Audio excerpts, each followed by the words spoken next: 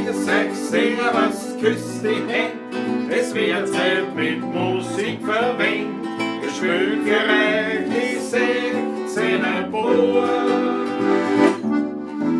Ihr hört seit Lieder aus früherer Zeit und manche Hodern sind schon von heute.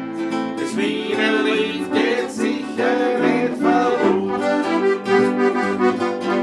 Der Patrick spielt die Harmonika, der Klausi zupft auf der Gitarre. Als Backel spülen wir noch den Werner Schau. Die Quetsche klingt halt super fein, die Kontrabomben hinten rein. Und das Gesang klingt jetzt da schon recht human. Brumme und grüß euch, servus, küss die Hände. Es wird Zeit mit Musik verwendet. Wir spielen für euch die 16er Bohr. Ihr hört seit Lieder aus früherer Zeit und manche Hodern sind schon von heute. Das Wiener Lied geht sicher nicht verloren.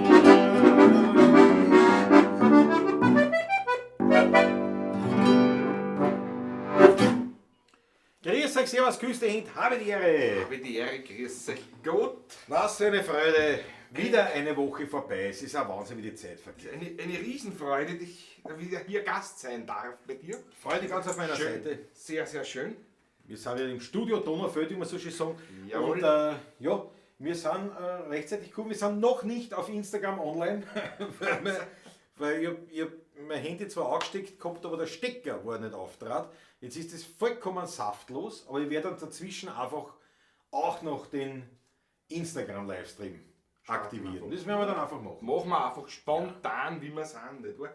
Ja, wir freuen uns, dass wir schon wieder so zahlreich vertreten sind. Mama, Papa schauen zu. Ja. Servus miteinander. Wohin? Fritz Startguss natürlich, der Fritzl Plunzenkistel, Landtalstromer. Ehrlich, die Karin Albertine Pristonik, Marvi Hofner, ganz klar. Fred Bertelmann, schön, dass du dabei bist. Whitecat, Hubert Hinkhofer, Marius Herzl, Neisisch. Susanne Bum, Markus Volker, Thomas Nickmann, Momo, Maike, Dubdred, da habe ich die Ehre. Duke von Oktan. Den Like-Button drücken und abonnieren sowieso. Duke von Oktan, danke schön, vollkommen richtig.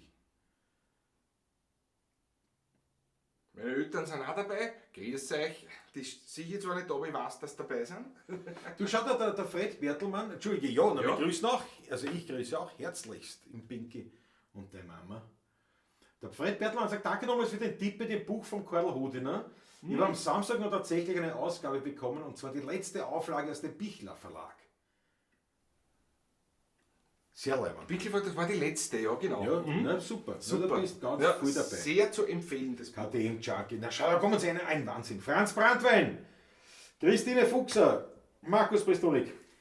Gerade noch rechtzeitig. Na super, große Freude. Wir haben heute ja wieder eine neue Ära zu beginnen. Ja. Patrick, und mir ist das haben wir vergessen, den Vorhang zu machen. Ja, Bitte. das ist uns Hals Ich glaube zwar gar nicht, dass man es besonders stark hört, aber wir hören es, dass das da dann ein bisschen mehr halt. Ja, ein bisschen was bringt schon. So, und der Andreas Christina. Grüß euch, meine Lieben. Servus, Andreas. Servus, ich hoffe, Andreas. Donnerstag steht noch immer. Ja, da bin ich natürlich schon gestellt. Ich wünsche euch viel Glück für Donnerstag. Ich habe nämlich gerade den Wetterbericht gehört. Bis Mittwoch bleibt so schön und am Donnerstag kommt eine Kaltfront mit Gewittern. Freitag wird es wieder schön. Gerade beim Herfahren gehört. Das ist unser einziger freier Tag in der Woche. Nicht?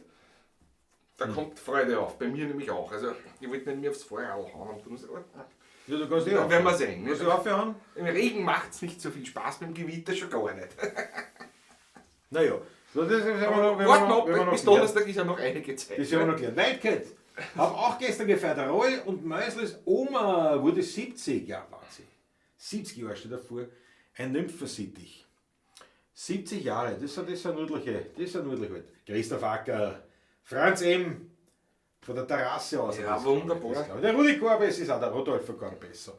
So, pass auf, wir haben heute seit heute einen neuen Winzer Dauertester. Ja. Nämlich, wir können die Katze aus dem Sack lassen. Jawohl. Man sieht schon, ich habe es in der Videobeschreibung schon drinnen verlinkt und natürlich, man sieht es auch da als Insert.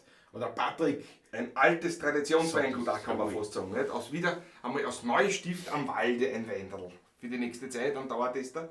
Weingut Familie Wolf, auch bekannt in Neustift am Walde. Die Adresse weiß ich gar nicht auswendig. Radgasse 46. War schon so oft dort da. Radgasse oder ja. Radgasse 46, ja genau. Ja. Wunderschön, Etikett, ein bisschen fast so nostalgisch das Etikett, finde ich ein bisschen, gell? Ja, stimmt, ja. Das war nicht, dass einer sowas auch macht heute noch. Das war der Einhalten, Sieht man es nicht so, sieht man es? Ja, ein bisschen. Nicht viel, gell? Spiegelt, aber ja, so ein bisschen sichtbar. So nach unten vielleicht, ist besser so. Aber gefällt mir, dass einer sowas auch noch macht heute. Spricht mich durchaus an, muss ich sagen. Das hebt sich ein bisschen ab von den anderen. Ja, Entschuldigung, ich muss ganz kurz sagen, nicht die Mutter von der Weidke hat Geburtstag gehabt, nicht der Nymphosee. Die haben ja auch Eltern, nicht? Das könnte auch sein. Das ist natürlich. Das ist großartig. Ja, großartig, ja. Entschuldige, ich habe dich unterbrochen. Nein, es ist ja nichts passiert. Einwand. Das Schöne, wir fangen mit einem Wein, der ein bisschen was Spezielles ist, und darum haben wir den ausgesucht heute. Ja. Weil das ein Muscaris ist. Wir haben das schon gehört, Muscaris. Also ich hab schon gehört. Also was ist mir auch gefallen? Ja, auch. Ja. Ich hab's noch nicht gehört. Aber ich habe noch nie einen getrunken, nämlich. Das Piwi bekommt, dass das Ganze eine pilzresistente Sorte ist und eine der jungen Sorten ist eigentlich, der Rebsorten ist. Es ist ein junger Wein. Also nicht von dem Wein, der abgefüllt ist, sondern die Rebsorte ist jung. Die ist erst 1987 gekreuzt worden in Freiburg von einem gewissen Wirt der Kassen. Norbert Becker, glaube ich, der Kassen in Freiburg. In der Weinbauschule dort ist der gemacht worden aus einem Muskat und einem Solaris-Traube. Eine Kreuzung. Ist ein sehr säurebetonter Wein und wird auch für die Sektherstellung verwendet, aus diesem Grund. Aber der ist ja halbtrocken ausgebaut und da bin ich sehr, sehr gespannt, weil der vertrockt ist nämlich auch, glaube ich, durch die viele Säure, die der eigentlich hat. Und das Interessante, warum ich sage, ist ein pilzresistenter Wein.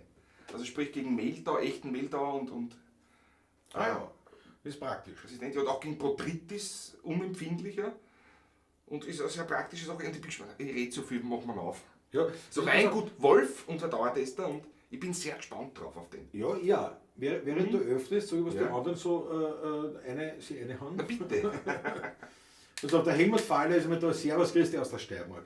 Freut mich sehr. Und der Harry Schneller-Fonte trinkt einen Riesling vom Rabel. So auch der Fritzl, der Stadtguss, trinkt allerdings einen Riesling aus der Pfalz, wie es gehört bei ihm. Und die Christine Fuchser trinkt einen Schücher, auch nicht schlecht, vom Reiter aus der Weststeiermark. Herrlich, auch herrlich. Und der Harry Schneller-Fonte lässt den Patrick fragen, was der Norbert Becker wurde gekreuzigt. Da bitteschön. Und es kommt Lob herein vom Andreas Christiner, also vom Franz M. für den Rodolfo Corbezzo, für den Rudi Corbes, weil wir beim Taschler gespielt haben und da der Rudi dann auch die Quetschen von Patrick an sich nehmen können, dürfen, sollen, müssen. Müssen. Und da haben wir gemeinsam ein paar Lieder aufgespielt und das ist auch sehr gut angekommen. Und ja, also das aktuelle Stand. Ja, der Marinus Herzl mag den Muscaris gern. Ja. Ganz fremd. Ja, sehr zum Wohle. Aber sehr zum Wohle. Ja. Unser Dauertester Weingut Wolf aus Neustift am Walde. Ja. Eröffnet den Reigen. Weingut Wolf. Danke euch auch vom Weingut Wolf, ganze Familie. Unbedingt, ja, für die Bereitstellung des Dauertestes. So kalt ist, aber es macht nichts. Mit dem warm.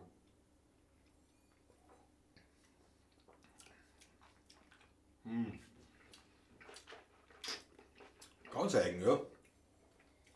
Kommt mit der Muskat durch. Ja. War sehr gut. Ja, am Anfang ja, dann ist der Muskat weg. Dann zum Schluss kommt wieder der Muskat. Und das schmeckt man die Säure auch noch. Ja. Das ist der Muskat, der ist da, der ist weg, der ist da, der ist weg, der ist weg. Da versteckt sich, da kommt er wieder, da ist er wieder da, der ist wieder weg. Und am Schluss ist er sauer. So wie das jetzt zusammengefasst. Da ist ja der Andreas Christiner trinkt heute den gemischten Satz vom Taschler. Ja, du, aber wenn der jetzt nicht draufsteht würde, halbtrocken, hätte ich gesagt, ja, hat er Zuckerspitzel. Aber halbtrocken hätte ich jetzt gar nicht. Also, so hätte man süßer erwartet jetzt, aber. Ah, herrlich. Nein, schmeckt ja gut. Ja. Ein guter Auftakt, ein guter. Ich habe dann gesehen bei den Kostflaschen, es ist ja auch Gutmetall auch dabei, glaube ich. Anna? Ja, mich dem interessiert eben, weil das so was Besonderes ist, das gibt es noch nicht so häufig. In der Südsteiermark gibt es ein paar, die das schon machen, schon länger. Aber in Wien habe ich noch gar keinen. Absolut. Das ist der erste jetzt, bis jetzt eigentlich. Nein, wirklich aber gut. Den wir kennen, ja. Schmeckt mir sehr gut. Also nicht nur für Sekt geeignet, sondern kann man so auch. Christoph Acker eigen ist nicht gut. Nein, der ist sehr gut. Aber er ist eigen, weil auch wirklich ein eigener Geschmack. Also hat einfach wie soll ich sagen, ein Alleinstehungsmerkmal. So wie es der Grüne Veltliner boxt. Nicht? Und das ist wirklich aber sehr gut. Schmeckt mir wirklich gut. Darschwallen sind einmal gut, sagt die Christina Mit Richter. 13 Volumensprozent, auch nicht ganz leicht mehr. Ja, aber dann holen wir den Stuckel gleich noch mal ein. Patrick schenkt mir gleich noch. Ja, freilich. Aber das ist so süß am Anfang und zum Schluss so eine Zitronige. Ja, nein, absolut frisch, Also fruchtig. nicht eine Essigsäure, da wo noch so Essig, sondern wirklich Zitronensaft. Zitronensaft, ja. Zitronensaft, ja, frisch. Also Na, gefällt mir. ganz frisch. Hilft noch dann. Am Anfang Zuckerspitzel, ja. Ja, Sehr gut. der gefällt mir. Mir gefällt der auch sehr gut. Im Gegensatz zu dem, was der Hubert Hinkofer getrunken hat, nämlich am Wochenende einen Südtiroler Schädelsprenger. Jawohl, naja gut, das ist... Ja, aber Lieder, Patrick, Lieder über Neustift haben wir gar nicht, gell? Nein, interessant aber, gell? Neustift. Steif wie ein Bleistift, komme ich aus Neustift, aber das kann ich nicht Ja. spielen. Ich sag's nicht, oder? Aber es fällt mir gerade ein, das Lied. Steif wie ein Bleistift, komme ich aus Neustift, aber ja. Jetzt spielt uns ein Fred Bertelmann. Richtig, jetzt. Es gab schon einmal einen Versuch eines Liedes. Jesus, nein, ja. Warte, die Geschichte erzähl ich, aber die war jetzt zuerst schon lange her. Im Jahr 2000 war das, ja. Das Wie ist war 20 Jahre 2000? her, ja. 20 Jahre her. Da spielen wir zuerst ein Liedl Ja.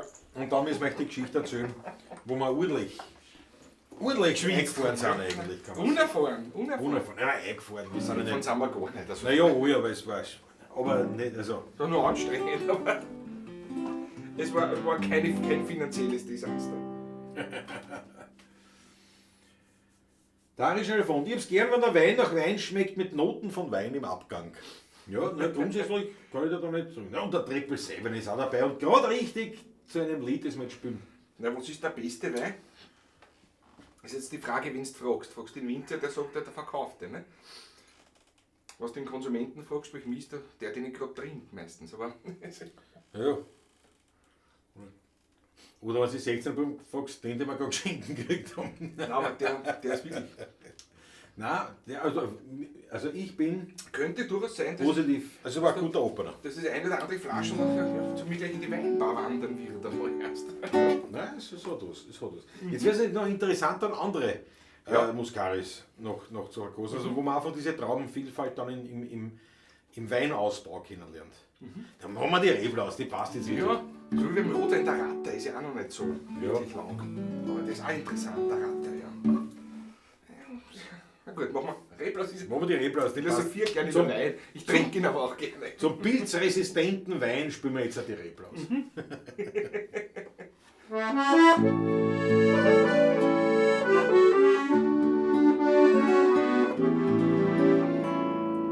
Ich weiß nicht, was das ist, ich trinke so gern ein Flascherl Wein. Da muss kein besonderer Anlass oder gar ein Sonntag sein. Ich sitz oft stundenlang allein auf einem Fleckerl. In einem Weinlokal, in einem stillen Eckerl. An anderen Menschen wäre das vielleicht so dumm. Aber ich bin selig und ich weiß genau warum. Ich muss im früheren Leben ein Reblaus gewesen sein, sonst wäre die Sehnsucht nicht so groß nach einem Wein. Drum tu den Wein ja nicht trinken, sondern bessen. Ich hab den roten grad so gern, als wir den ermessen. Und schwören könnte ich, dass ich eine Reblaus gewesen bin. Ich weiß bestimmt, ich hab gehaust in einem Weingarten bei Wien. Drum hat den Gumbolzkirchner ich so vom Herzen gern. Doch wann ich stirb, möcht ich ein Reblaus wieder werden. Ich hab mir schon als Kind gedacht, ja was kann denn das nur sein? Wenn die Mutter mir eine Milch gegeben hat, ja, da wollte ich schon einen Wein. Ich konnte damals schon den Mühle nicht vertrauen. Wir haben sich Haar aufgestellt und umdraht war mein Magen. Nach langem Hin und Her studieren, da kam ich drauf, warum einer Wein immer wieder Mühle sauf. Ja, ich muss im früheren Leben ein Reblaus gewesen sein, sonst wird die Sehnsucht nicht so groß nach einem Wein. Drum tu den Wein ja nicht trinken, nein, ich tu ihn beißen und hab den roten grad so gern als wie den weißen. Und schwören könnte ich, dass ich eine Reblaus gewesen bin. Ich weiß bestimmt, ich hab gehaust in einem Weingarten bei Wien. Drum hab den Gombolzkirchner ich so vom Herzen gern. Und wenn ich still, möcht ich eine Reblaus wieder werden.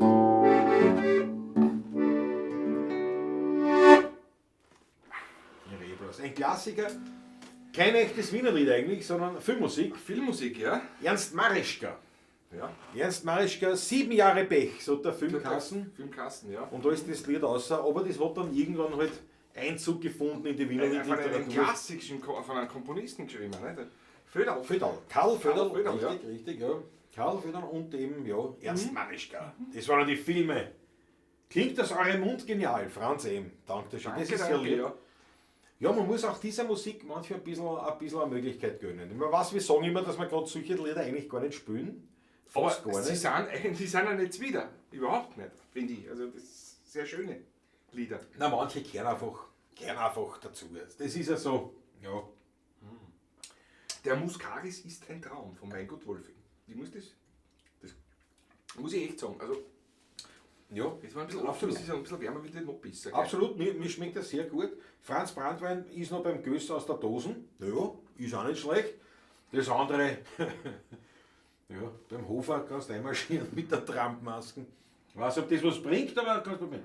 Tolles Leiberl vom Klaus, sagt der Franz M. Ja, das ist das Leiberl vom heurigen Schrammelklangerl. Also quasi das Ersatzfestival vom Schrammelklang-Festival. 2020. Super, dass es hingehauen hat, dass es funktioniert hat. Ja. Und ja, weil jetzt sind die stehen wieder ja, jetzt schaut es wieder alles ein bisschen schlecht aus. Ich gebe mir da so ein Wasser dann auch noch rein, bitte. Ja, ich muss einen Schluck haben. Ich darf ja nicht zu viel. Ja, nein, Prost alle miteinander, Thomas Klagenfurt, Servus Christi. Ja, und jetzt schauen wir halt, wie das da weitergeht. Also kann leicht sein, wenn das dann wirklich so hart wird. Dazwischen muss man beim Betreten des Lokals schon wieder eine Maske tragen. Ja, wer weiß, wenn das runterfahren wieder, naja, dann sind wir halt wieder in der Pavlatschen. Dann sind wir wieder dabei, was wir machen. Dann machen wir wieder einen Frühschoppen von uns aus daheim. Ja. Irmi Hinkofer ist auch da. Servus, grüß dich Gott. Ja, was sollen wir machen? Wir werden sehen, wie es ist, aber wir werden uns nicht unterkriegen lassen. Wir werden einfach mit, ja, was sollst du denn sonst tun, nicht? Allerdings haben wir schon gedacht, also, falls wieder so ein richtiger Lockdown kommt, wo man darf nicht raus, wie gesagt, also wir werden zusammenkommen. Wir zwei werden uns zusammen, weil wir kommen nirgends hin, dann ich vorstelle ins Auto und wir kommen auf ja, wurscht, das ist ein Beruf. Das ist so, wie wenn du in die Hocken gehst. Ja. Genau. Weil nochmal, das ist ein Blödsinn da über Skype und so, also falls es wieder kommt, wir zwei treffen uns auch. Wir kommen da zusammen, mit was gestochen, das juckt ganz verrückt. Alt-Heidelberg war auch ein guter Film von Marischka. Ja. Haben wir letztes gekauft und schon 3 Mal angeschaut. Ja, genau. Alt-Heidelberg. So Lieder wie Der Student geht vorbei ist da drinnen und solche Lieder. Ja. Ja, herrlich. Das Alt-Heidelberg, das ist ja sogar als Theaterstück. Ist ja das herumgezogen. Ja. Herrlich. Ja. Wir spielen gleich noch ein Lied. Zu der Reblaus gibt es ja eine lustige Liebe-Geschichte auch noch. Die angeblich wahr ist. Die Hasi hat, die Waltraud Haas erzählt sehr gerne. Ne? Der Karl Föderl hatte auch ein Kaffeehaus, ein Lokal im 17. Bezirk in der Veronikagasse. Gleich ums Eck beim Brunnenmarkt eigentlich, Richtung 17. Nummer schon. Und der Hans Moser war da Stammgast, nicht? Und Karl Föderl sitzt am Klavier zu später Stunde und spielt dort so fürs Publikum. Die Gäste, die dort sind, Hans Moser, nicht, ja, er singt jetzt was. Und da singe ich halt die Reblaus, ne? Die zwei, ne? Ja, und der Dings fängt zum Spielen an, der Föderl am Klavier die Einleitung so, nicht? Der Hans Moser sagt, wie geht das Lied? Ich weiß nicht, mir fällt das nicht ein. Das 1000-mal gesungen, aber mir fällt es nicht ein. Der Vödel sagt, ich weiß nicht. Dann muss ich sagen, deppert was? Ich weiß nicht. Dann muss ich jetzt sei nicht so deppert. Ich weiß nicht. Worauf der Vödel dann zum Singen aufhört. Ich weiß nicht, was das ist, ich trink so gerne ein Flascherl. Großartige Geschichte. Herrliche Geschichte. Gefällt mir einfach mal doch, die muss ich erzählen. Herrliche Geschichte. Ja, die finde ich auch immer wieder gut. Thomas Neumeister ist dabei mit einem Merlot vom Schlaghaus Soos. Tasche, auch sehr gut. Dopplermeter wieder installieren, ja genau, das wird uns schützen. Das Dopplermeter nicht, aber die Vernichtung der neuen Doppler, das wird uns schützen. Ja. Jetzt, soll ich jetzt noch online gehen auf Instagram oder nicht? Nein, los das jetzt, oder? Na, ich frage euch. Wir lassen das Publikum entscheiden. Ja, sicher, ja. Sollen wir noch Instagram auch noch zuschalten oder nicht? Ihr müsst uns das irgendwie bekannt geben. Ihr müsst uns das bekannt geben. In der Zwischenzeit gebe ich bekannt. Schaut, dass der Zonk jetzt nicht dabei ist, aber ich habe mir einen Dampfer gekauft. Da gibt es ja diese Dampfer, nicht? Also wenn man raucht. Ich glaube, der hat sich einen Donnerdampfer gekauft. Ein Dampfer, ja genau. Ich habe es schief gehabt. Nein, so ein Dampfer. Ich lege aus, wie weißt du, einen Dampfer gekauft. Ja, und zwar, was haben wir da? Wasserleitungsweg. Heute kein Wein. Aha. Naja gut, der 777, der 777, so. Zonko ist schon da. Wo ist der Zonko? Servus, grüß dich. Vorher ist er mir mehr oder weniger zufällig in den Taschel gestülpert. Und mir einen guten Kümmelbrot mit Wannemacher, Salzstangen und Jawohl. Großartig, Zonko. Gut und bezaubernd ruhig. Die 16 auf der Karte wenden war das Tupferl an mich. Mörderlein und da. Danke, Zonko. Herrlich. Ja, das herrlich. ist, dort ist wirklich leibend. Und wie du schreibst, das ist wirklich urig. Es ist der urigste Heurige, wo wir spielen, ja. Absolut, sehr lustig. Aber wie man dort zufällig hinkommt, das muss man auch erklären. Aber Zonko, ich meine, erstens einmal, wir müssen uns ja noch zusammenreden, du weißt ja, wegen einem... Ich weiß auch. Wegen einer Geschichte, wo du dann... Also, Ja, da kann man ja sagen, der Zonko ist eingeladen in eine Pavlatschen und jetzt müssen wir uns natürlich noch ausmachen, wann wir das machen, dass wir eine Trio. Also wieder einen Gast dabei, natürlich nicht so charmant, wie es die Vicky vom Mavihof war, aber anders lieb. Auf jeden Fall, auf das freuen wir uns schon leibend ist was. und na, Zonko, da rufen wir uns noch zusammen wegen einem Termin, aber der freut mich sehr, dass du dabei bist. Und heute natürlich ein besonderes, muss ich sagen, eine Reminiszenz an den Zonko. Ich habe mir heute eben so einen Dampfer gekauft. Und da gibt es ja diese Dampfer, da gibt es ja eben, das sind alles Plastik und da gibt es ein bisschen so edle Schiene, nicht? Aber im Endeffekt schaut das immer aus, wie wenn du einen Kugelschreiber in der Goschen hast. Also gibt es schon größere, ja. Ja, und da gibt es ja so ein paar. Dann habe ich auch gesehen von Bugatti. Über das Ding kostet 175 €. Wahnsinn, ja. Aber das ist natürlich so. Aber das ist ein Designerstück. Ist ja okay. Aber das muss man auch. Ja, Der erste Pfeifen, die ich jemals verkauft habe, hat kostet 900 €. ja, aber es ist was anderes. Das finde ich was anderes. Das ist was anderes. Aber was? Ja, genau. Also es ist glaube ich, eher nicht so wichtig, dass wir auf Instagram gehen. Ja, auf jeden Fall habe ich gesagt, nein, so diese Dampfer sind ja irgendwie recht leibend, aber mir gefallen es halt nicht. Und dann habe ich gefragt, in Anlehnung an den Zonko, jetzt gibt es das nicht in Pfeifenform. Ja, und tatsächlich hat das so eine gehabt und hat mir das da erklärt und jetzt habe ich so einen Pfeifendampfer. Deswegen kann ich auch hier im Studio Donaufeld vollkommen ohne Reue, schau, es geht sogar das Licht davon an, wenn man... Das ist... Ich will.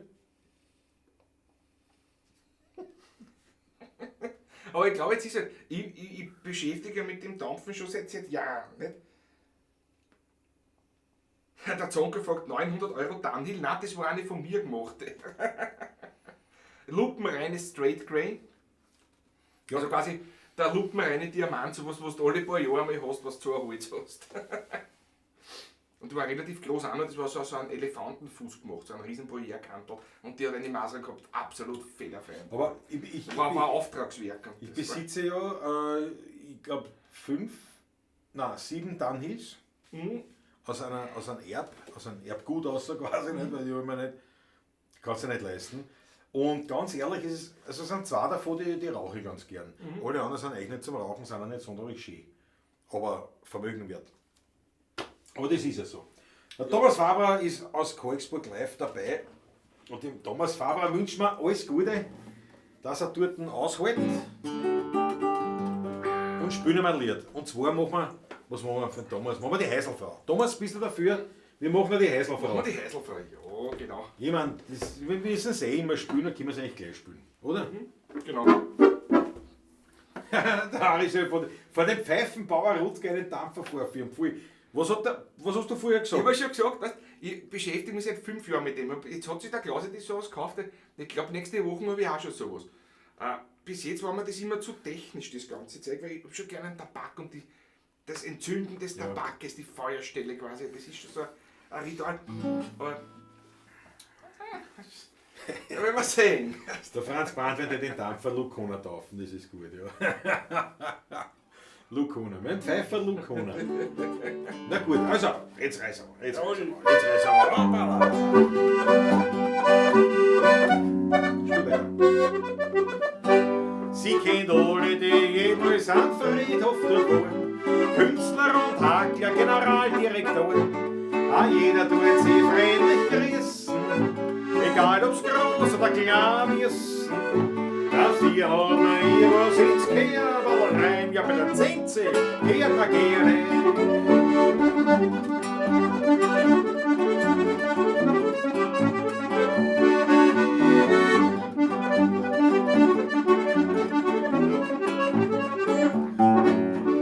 Hey Schatzel ist a Heiselfrau am Friedhof in Stadtlau. Die Handschuhe gelb, das Schürzel blau, mit Zinsi, all Stadtlau. Sie kennt alle die Mittel, die im Fernsehen bewähren. Duftende Hackle und Co., sie hat's gern. Fröhlich tun sie die Häsel putzen, weil man will sie ja schließlich benutzen. Dafür hat man ihr was ins Kerberl rein. Ja, bei der Zinse hört man gerne. Auf geht's!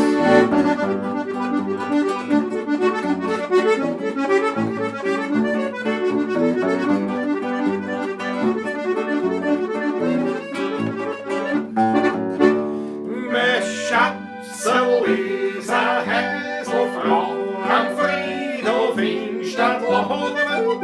Die Handschuhe gelb, das Schürzel blau, mit Zinsi, all Stadtlau. Auf geht's, Burma!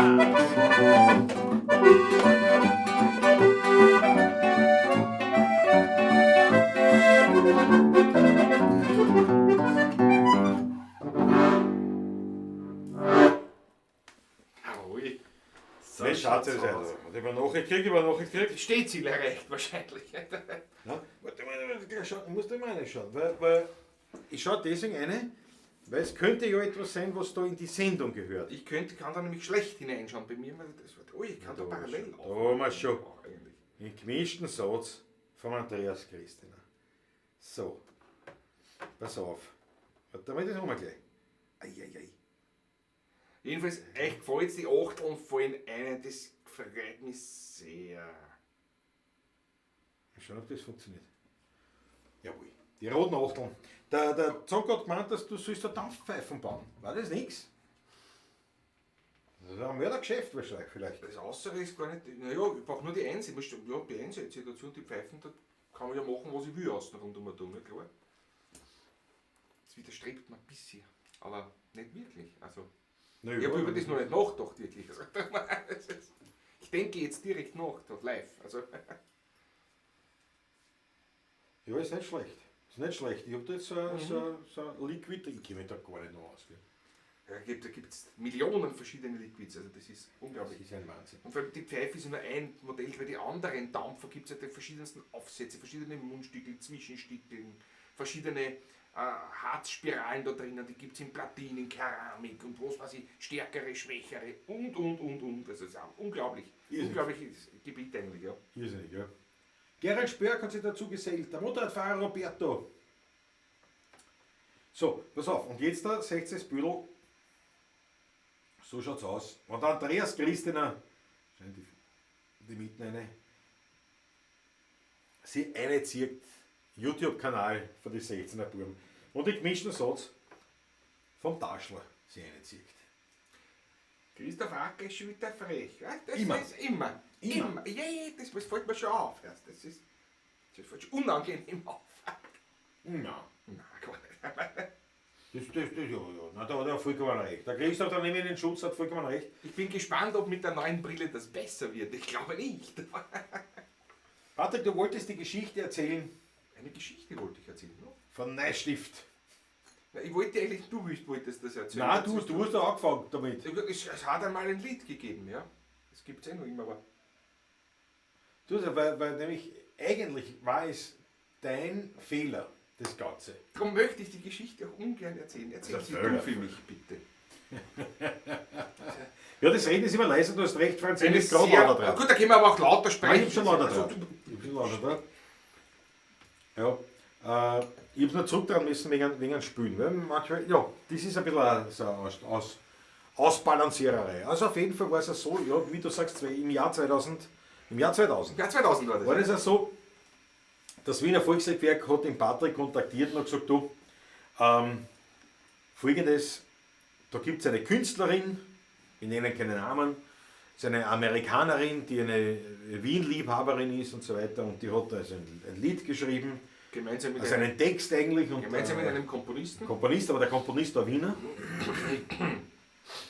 Und die wollen das aufnehmen, respektive, wir haben es gar nicht aufgenommen, die wollen das halt präsentieren. Und da brauchen wir, da sind uns die 16er Buben eingefallen. Und mittlerweile wissen wir, das sind ihnen eingefallen, weil jeder andere hat gesagt, bis deppert. Jeder andere, der erfahrenen Musiker, hat bereits abgelehnt gehabt wahrscheinlich. Das mache ich nicht. Ne? Und naja, auf jeden Fall war da der Patrick und das, ja, und auch eine Aufnahme bekommen. Ich glaube, das war noch ein Tonbandel. Das war auf einer Kassette. Kassetten, Ein ja. Kuvert bekommen mit den Noten gefaltet und mit einer Kassette drinnen. Ja. Und der Patrick, aha, ja, so, Kann man eh was draus das machen. macht man nicht. Und ich gesagt, dann ist das Lied gut. Ja, ich habe noch nicht so wirklich reingeguckt, aber ja, das passt schon. Naja, also eine lange Rede, kurzer Sinn, das ist eine wie soll ich sagen, avantgardistische Künstlerin und auch der Komponist. Also das heißt, das Ganze war nicht so, wie man sich ein Lied vorstellt. Nein, Also, es war nämlich nicht die Schere, wie der Zonko gerade fragt. Das ist, Entschuldige, der wollte das einwerfen. Nein, die weiß nicht. Eine Unbekannte. Nein, die hat, und das war wirklich ganz, ganz schräg. Also der Text hat kein Versmaß gehabt, gar nichts.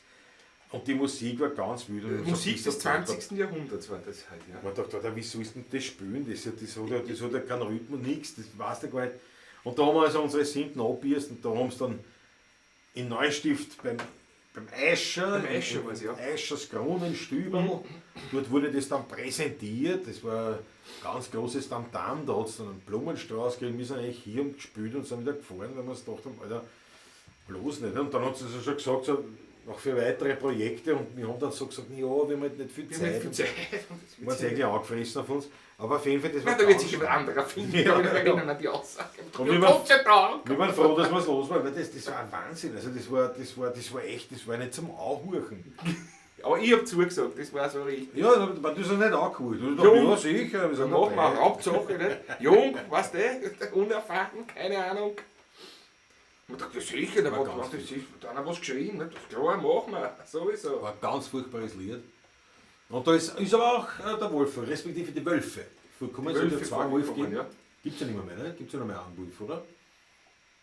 Es gibt nur mehr einen Wolf, ja, es hat aber immer noch einen Die Familie. Füchse, die waren die Nein, zwei. die Füchse waren zwei, glaube ich. Was soll ich- Füchse, Fuchs, also Fuchs hat es sagen. Ich weiß es nicht mehr. Das, Ah, das Wahnsinn. Lied war jedenfalls, also, Na, unter jeder Ding. Also das, wenn wir euch das da vorspielen würden, wir können sie nicht mehr. Not Neujahr kann ich mehr, weil die wir eliminiert. ja, die Wölfe sind so vorgekommen, die Wölfe sagen sie dort nicht gut. Ja, eben, weil es zwei Wölfe Nein, das hat es nur, weil es sich reimt. Weil man den Reim, ja, also man kennt den Ja, Spruch. der hat es keinen Reim gegeben. Dort, wo sie die Wölfe oder was. Nicht, Ja, aber der Thomas Wolf. Bitte eine Kostprobe, sagt der Zonko. Das willst du nicht. Zonko, glaube mir, das willst du nicht. Das willst du nicht. Nein, das kennen wir ja gar nicht mehr. Das war die Hölle des Einzelnen. Das haben wir eh vom Blau so runtergespielt, weil so hast du gemerkt hast du das nicht. Das ist, Aber Thomas Wolf endlich mal geschafft. Tolles Format. Kommen die Engländer auf Urlaub nach Wien? Für die spielen wir das, ist ganz klar. machen wir doch. Aber, pass auf, Klar. Thomas Wolf. Bist du, weil es ist ja oft so mit den Namen, die kommen öfters vor und die verwechselst dann hin und wieder. Bist du der Thomas Wolf, mit dem ich in die Schule gegangen bin, oder bist du ein anderer? Ein anderer Thomas Wolf. Ich kenne den anderen Thomas Wolf auch. Landtag Stromer sagt, ich war zu jung und brauchte das Geld. Der erste Teil stimmt. Also der zweite stimmt auch, wir brauchten das Geld. Es hat noch nicht. Es Ich hat glaub, es eigentlich. geht dafür, ne? Nein, nichts, nicht eigentlich. Ja. Erfahrung hat es gegeben, viel, muss ich ehrlich sagen. Na, Marvihof, neugierig sind wir aber schon. Ich sag da, nein, ich kann es gar nicht. Ich kann es nicht. Nein, das ist 20 Jahre, wir haben das einmal gespielt und das war's. Damit Was ist denn Donut noch eigentlich? Darf auch nicht, gell? In Neustift am Walde, da kenn ich mich aus. Dort bin ich fast alle Tag, die Wölfe sagen, sie tut nicht gute Nacht. Aber beim Nein, frag mich nicht. Ich weiß es nicht. aber beim irgendein, da gibt's einen guten Wein und was dazu? Natürlich.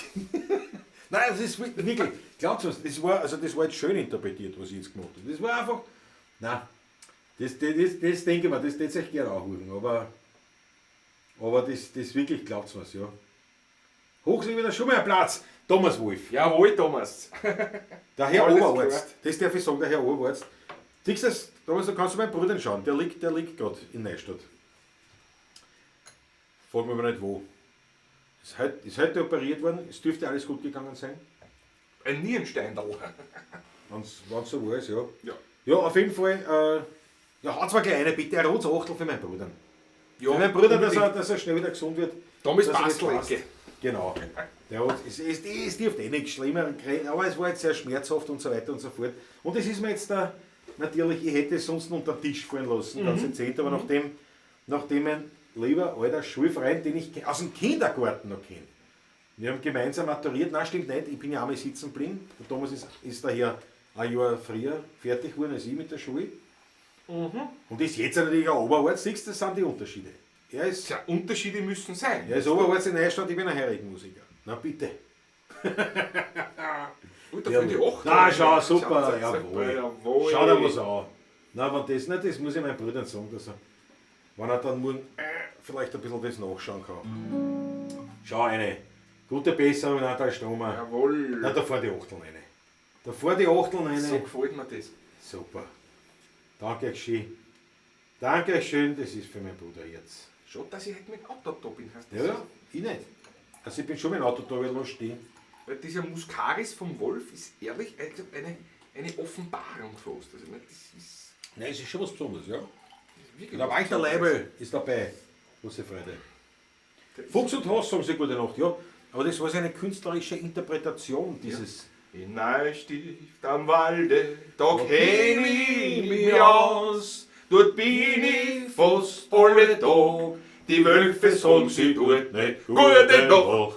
Na, gute Nacht ist das Ja, aber die haben sehr schnell. Aber beim Aber beim Schreiber, da muss ich eine. den und so weiter. dort gibt's, was ich mag. Und dort gibt's einen guten Wein. Und was dazu? Natürlich. Marihof, So nicht, ungefähr. nicht vergessen. Schwer nachdenken müssen, aber so ungefähr ist das gegangen. Kindergarten, gut, Thomas Wolf. Okay, Kindergarten. machen wir lieber die Engel für den Herrn. Ja, warte mal. Wolf. Ja, Marihof, nicht vergessen. Was soll ich nicht vergessen? Habe ich was vergessen? Der Michael Frankenstein klingt ja direkt tonal, ja, weil das atonal nicht kannst. Also, wenn's Also das so nicht jetzt, also so, also Musik, ohne. Grauselig, ja genau, ich sag's euch ja. Ich sag's euch ja. Marihof, nicht vergessen.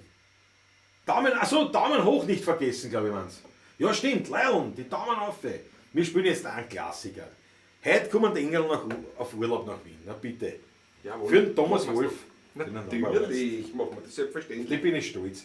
Der Herr Oberarzt, das war, wie wir alle studiert haben, er hat genauso studiert wie wir, nur halt erfolgreicher. Und Bar hat ihn auch durchgezogen. Also, Also das erfolgreich. ist noch immer bewundernswert, weißt du? Ein Medizinstudium so durchziehen. Ja, Alle Achtung, also wirklich, ja. absolut. Und der hat aber, war kein Vaterzipf, das war Nein, immer überhaupt totale nicht. Alkoholsperre kurz vor den Prüfungen. Das weiß ich noch, da hat er nichts getrunken, war Sehr total sinnvoll, sehr diszipliniert. sinnvoll eigentlich. Ja, voll diszipliniert. Ja. Und dann war die Prüfung vorbei und dann war er irrsinnig diszipliniert beim Tschechern. Weil da war ich mir wirklich sehr beeindruckt. Ich kann mich noch sehr erinnern an die letzte Prüfung, die hat jetzt die Dermatologie bis zum Schluss aufgekommen. Also, ist ja auch nicht der zachsten beim Medizinstudium, die Dermatologie, weil es so irrsinnig viel Stoff einfach ist. Und aber auch mit Bravour bestanden, nicht natürlich. Ich glaube, nur ein Zwarer war es im Endeffekt. Das war zwar nicht sehr gut, aber furchtbar eigentlich, aber nein, also, Ja. passt schon. Auf jeden Fall ganz großartig. Ganz freut mich, dass du dabei bist und ich machen wir jetzt die Engelner Urlaub nach Wien. In Flur dann begrüße ich dazwischen. Noch einmal. Herzlich habe ich die Ehre, sagt er, und wir. Da muss ich einen Schluck von Muscaris. Merkt sich diese Weinsorte. Also, das ist wirklich was zum Kosten. Ja, ist wirklich gut, ja. Und in Wien, ich weiß nicht, ob es der einzige in Wien ist, der Wolf. Keine Ahnung. Muscaris. Keine Ahnung. Wie hat Ich das muss auch- ein bisschen mehr schauen auf die Sorte jetzt. Da. Wirklich nicht viel gesagt. Kann schon sein, dass ich es einmal gelesen habe oder gehört habe, aber wirklich bewusst noch nicht gekostet. Christoph Acker hat die Musik auch richtig erkannt. So, Gut. warte, muss ich wieder leiser dran. Jetzt schon los. Mit Vorspiel, Einlauf.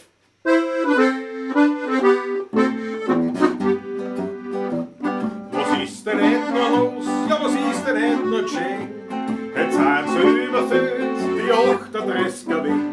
Ein Schaffner bin ich froh, der schwitzt von lauter Blut und sagt mir, geh den Grund für diesen Feiertag. Heut kommen die Engel auf Urlaub nach Wien. Den tut man's Haus drum aufs Meer statt zu gehen. Hör dann die Schrammeln und singen dazu. Leidl beim Weindl, die kriegen gar nicht genug. Hinter am Baum steht Gott einmal und lacht. Fühl wieder rausstehen in Wehrheit auf Nacht. Der Petrus im Himmel schaut runter auf Wien. Wer er leid, wer er freit, da liegt was drin. Der Petrus hat verschmitzt, wie er beim Herrgott sitzt. Die Engel möchten gern auf Urlaub fahren nach Wien. Der Herrgott sieht das ein und darum sagt er auch nicht nein. Und unterschreibt für die Engel einen Urlaubsschein. Heut kommen die Engel auf Urlaub nach Wien. Den tut wenn's Haus drum aufs Meer statt zu gehen. Hören dann die Schrammeln und singen dazu. Leidl beim Weindl, die kriegen gar nicht genug. Hinter am Baum steht Gott einmal und lacht. Fühl wie der Anstehen in Wehrheit auf Nacht. Der Petrus im Himmel schaut runter auf ihn. Wer er leid, wer er freit, aber da liegt was drin. Auch eine schöne Nummer. Absolut, Ein ja. klassischer Hörigmarsch. Ja. Klassischer geht schon gar nicht mehr eigentlich. Das stimmt. Ja. Ja, absolut klassischer Hörigmarsch. Dann fallen die Achtel rein. Danke euch. Absolut. Schön. Absolut. Christoph Acker, Andreas Kessler. Jetzt zitiere ich wieder mal den Zonkos Welt TV. Dann nehme ich mal einen Hocker von meinem Pfeiferl. Das ist kein Pfeifer, das ist ein Dampfer. Aber nächste Woche habe ich einen. Ich sehe es schon. Also, Ja. Und was sagst du zum Raumduft? es ist sehr dezent, muss ich sagen. Also, man kriegt es fast nicht mit, dass da was riecht. Süß. Und das war's. Also, ja. Ja, das ist also Tabakkaramell. Hat mir die Trafikantin gegeben. Dann habe ich noch einen Menthol und dann so einen reinen Tabak, American Blend oder was weiß ich was. Ja. Menthol, Fludern. der American Blend, das könnte da was sein für mich. Ja. Ich liebe ja Menthol. Also, Das sind ja so viele unterschiedliche Fluids. Das ist ja Wahnsinn. Da schaut auf der Flur dann man spült vom Glas an. Was, das habe ich schon länger nicht gespült. ich lausche, ich höre. Die Bläutinten haben wir schon länger nicht gespült. Die haben wir schon länger nicht gespielt, ja. In Läusel haben wir auch schon länger nicht gespielt. He? Wo mit Was ist Läusel? mit Läusel? He? Wo mit Läusel? Gehen wir immer noch an die Bläutinten an. Oder das Keilen. Ihr könnt sich ja aussuchen, was wir noch spielen sollen. Könnt ihr was reinschreiben. Aber der Läusel, das war unsere Hommage damals an Ludwig Hirsch. Ja. Deswegen ja, hat es eine Reminiszenz sozusagen an die Oma von Ludwig Hirsch. Bin schon mal schlau. Entschuldige eben noch. Oh, der wird immer besser. Ja, die Autofahrer saufen Geht wie das schon. Loch. Was? Geht schon. Ich muss auftakten.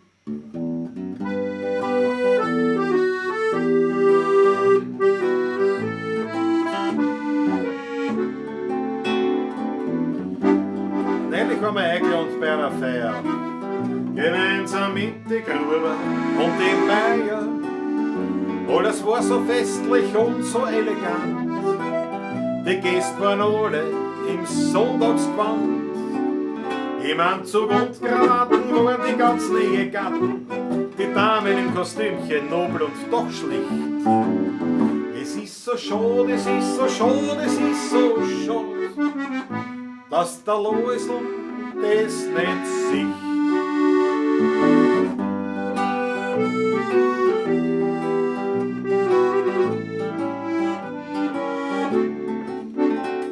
Am Anfang war die Stimmung noch ein bisschen flau, aber dann ist es Essen gekommen, na und schau, kaum wurden die Hände und die Fleischlein serviert, da hat sich keiner mehr geniert.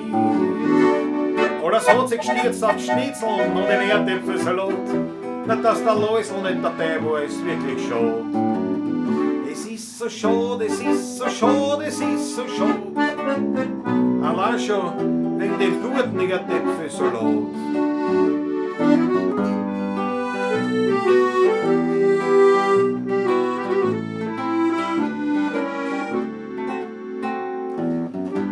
Dann trinkt man noch ein paar Schnapseln zum Verdauen. Die Achtern rennen, so schnell kann's gar nicht schauen. Und dann werden schon die alten Lieder gesungen und das Tanzbein wird geschwungen. Oder und hat sie zu ihr dazu, der Tisch spricht zusammen, Stuhl und Buhr. Es ist so schade, es ist so schade, es ist so schade. Da fällt der Loisl noch dazu.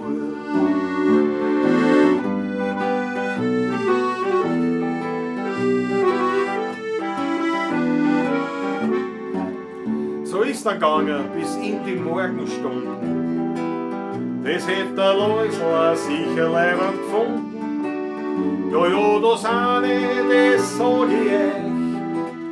Dem Loisl seine war die schönste Leich. Ja. Es ist so schade, es ist so schade, es ist so schade. Der Loisl ist tot.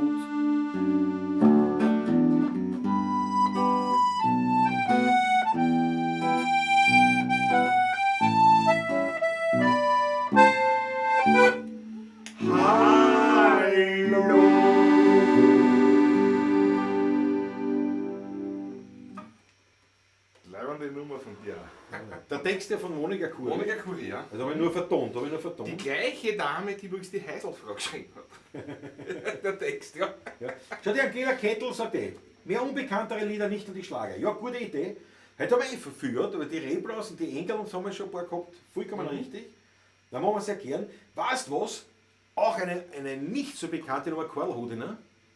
Ma, die bringen wir zusammen. Die bringen wir zusammen, Patrick. Was? Entschuldigung, ich habe gerade gelesen. Ich hab's gesehen. Ich habe alle gesehen wieder, gell? Du. Ja. Warte mal, Karl Hodiner in so einem Hinterhof. Bringen wir es zusammen? Ich glaube schon. Oh, ja. Ich glaube schon, das bringen wir zusammen.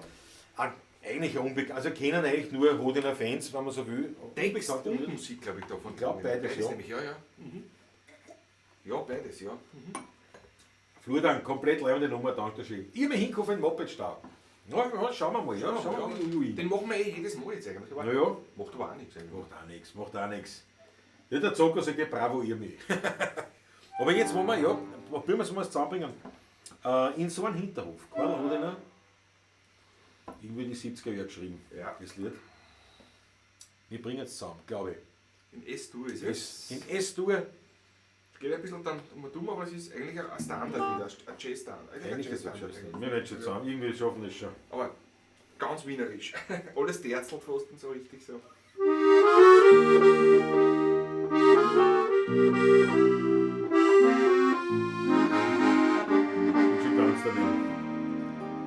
Ich glaube, das baue ich noch mit den.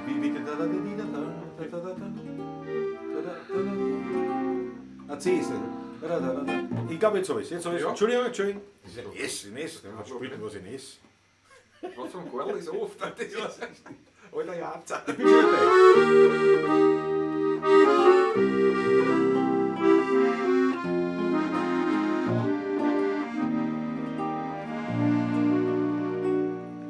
In so einem Hinterhof von einer Zinskaserne, dort wo's die Fleckerl ewig klopfen dann, dort lernt ein fesches Mädel mit einem jungen Herrn, sie träumen, dass sie im 7. Himmel sind.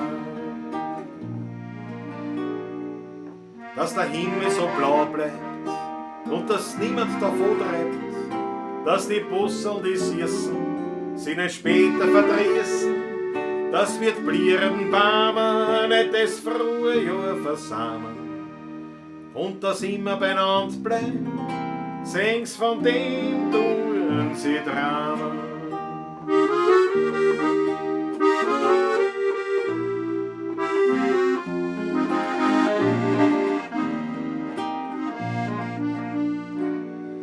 Bei einem Laternenpfahl an einem gewissen Eck, dort wo die Hundeshaxel hin und her, dort lernt ein reifes Mädel mit einem Ötern her, der zählt am lauter safaladische Meer.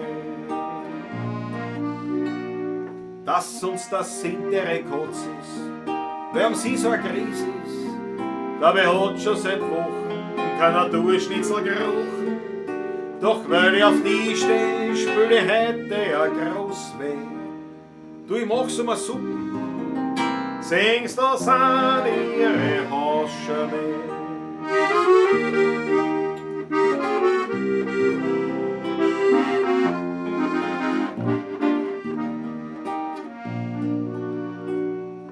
In so einem Hinterhof von einer Zinskaserne, wo die Leute das Holz für den Winter hocken dann, dort kniet ein kleines Mädel, es tut kein Menschen kehren und schaut zum Himmel auf die ganz verwandt. Weil die Wolken so schwarz sind und die Sterne so hart sind, weil die Eltern schon tot sind, weil unser Kleiner nicht mehr kriegt seine Bahnen und weil's kein Engel nicht mitnimmt, sing's wegen dem tut sie warnen.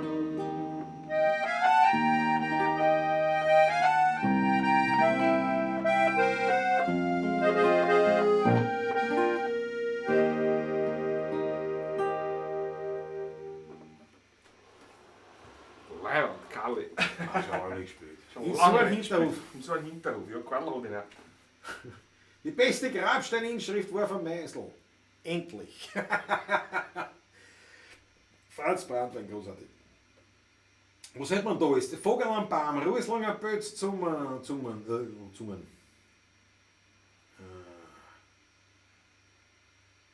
Taschler.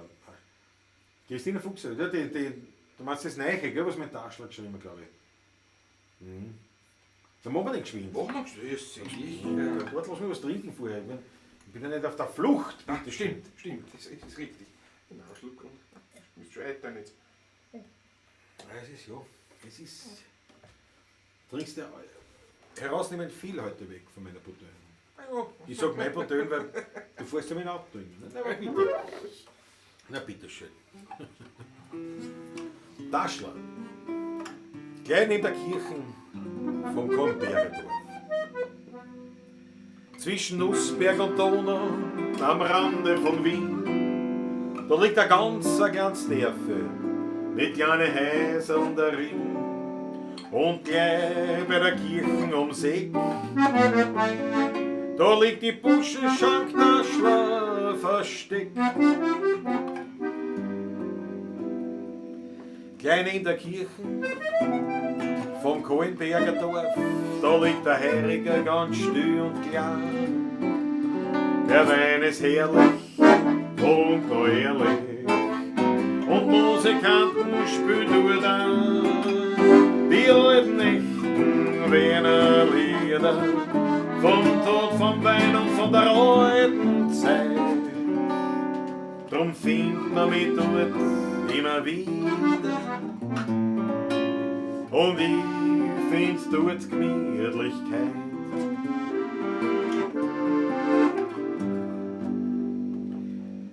Dort ist noch nichts neu, nicht modernisiert.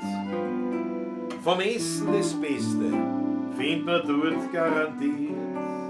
Viel Frohsinn, Hammer und viel Glück liegt drin. In der Buschenschalktaschler am Rande von Wien. Klein in der Kirche vom Kohlenberger Dorf, da liegt der Heiliger ganz still und klar. Der Wein ist herrlich und neuerlich und Musikanten spielen dort da die alten echten Wiener Lieder vom Tod, vom Wein und von der alten Zeit. Drum findet man mich dort immer wieder und ich find dort Gemütlichkeit. Rest die Gemütlichkeit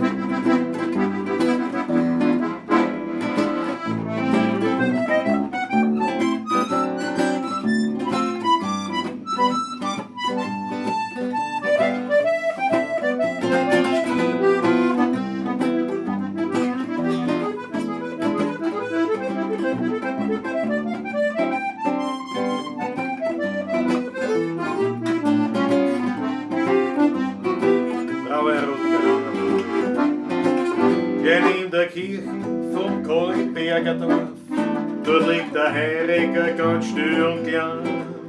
Der Wein ist herrlich und neuerlich und Musikanten spielen dort da die alten echten Wiener Lieder vom Tod, vom Wein und von der alten Zeit.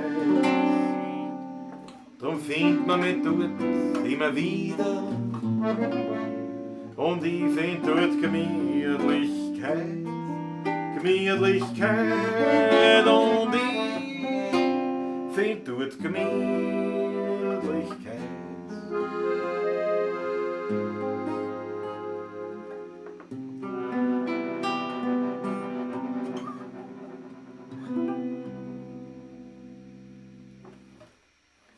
Wunderbar. Wunderbar. Ich spiele immer so geschwind die Nummer. Das ist schon so geschwind spielen einfach. So, dass man so, das darf man gar nicht so ankündigen, die Nummer. Was eigentlich, das ist eigentlich. Aber der Franz eben sagt, und der Sturm ist auch gut, ja, das stimmt, letztens Sturm verkostet. Wolfsbeck und du ist dabei. Das gefällt mir besonders, weil natürlich der Wolf war auf Urlaub unterwegs mit seiner Afrika Twin, also nicht mit seiner, aber mit der Afrika Twin, ein Traummotorradl. 2 Wochen und die 2 Wochen, Wolf, du wirst das bestätigen, sind wie im Flug vergangen. Unglaublich, aber ich freue mich, dass du und die Mail wieder gesund daheim angekommen sind mit hoffentlich großen, schönen Eindrücken. Aber ich bin überzeugt davon, ich glaube, sicher sogar. Ja. Alle begeistert. Der Harry Schneider-Front, der hat sich ein richtiges Pfeiferlein. Ne? Das ist natürlich ein Hit. Der Foodblogger ist da, hey Wolf, Landtalströmer, großartig. Na schau, Angela Kettel, das habe ich noch nie gehört. Sehr schön. Danke herzlichst, ja. Eine Weltnummer, sagt der Zonko, nein, es ist er. Ihr seid ja sehr lieb. Sehr lieb seid wunderbar. Immer wieder genial. Wiener Lied und Jazz, Thomas Nickmann, ja. Und ich bin da so ein Fan von diesem Wiener Lied Jazz Verschnitt.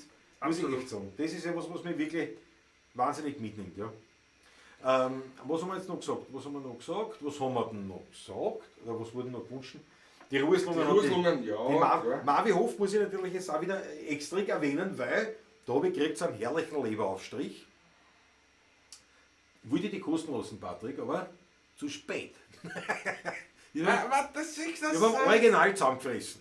Original. Ja. Du, aber ein Leber, wirklich ein Leberaufstrich à la Bonheur. Muss ich echt Bonheur sagen. geht schon gar nicht mehr Ja, wahrscheinlich. ja, wirklich. Das ist, ja, nein. Und was mir so taugt, du weißt, weil der Hab ich war, was davon. der war schön scharf. Das war, weiß nicht, nicht so ein Ein Hosenscheißer. bisschen so ein bisschen Pfefferschärfe und so. Ja, Pfefferschärfe, ja, wirklich sehr gut.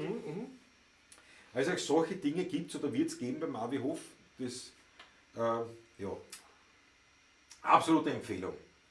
Absolute Empfehlung. Na schau, Wolfsberg und Tour. War eine klasse Tour. Das glaube ich. Also von den Bödeln, Instagram so ja alles verfolgt. Herrlich. Aber wie gesagt, zwei Wochen verrennen wie nichts, das ist unglaublich. Da ist eine von dem Biesenberg. Ja, spielen wir. Man spielen wir jetzt auch fast. Jetzt haben wir in der Jazzpartie sind. Ja, der Nadal stehen wir so klar, genau, Biesenberg. Abgeschmeckt vom Manfred, sagt Marvihof. Ja, das, der Manfred, scharfer Gaumann, herrlich. Schau, Markus Ich kann Koster leider hat keine auch Urte abgeben, aber er war sicher Glas gewesen. Ne?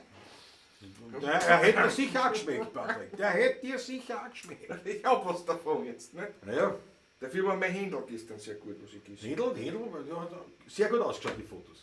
habe.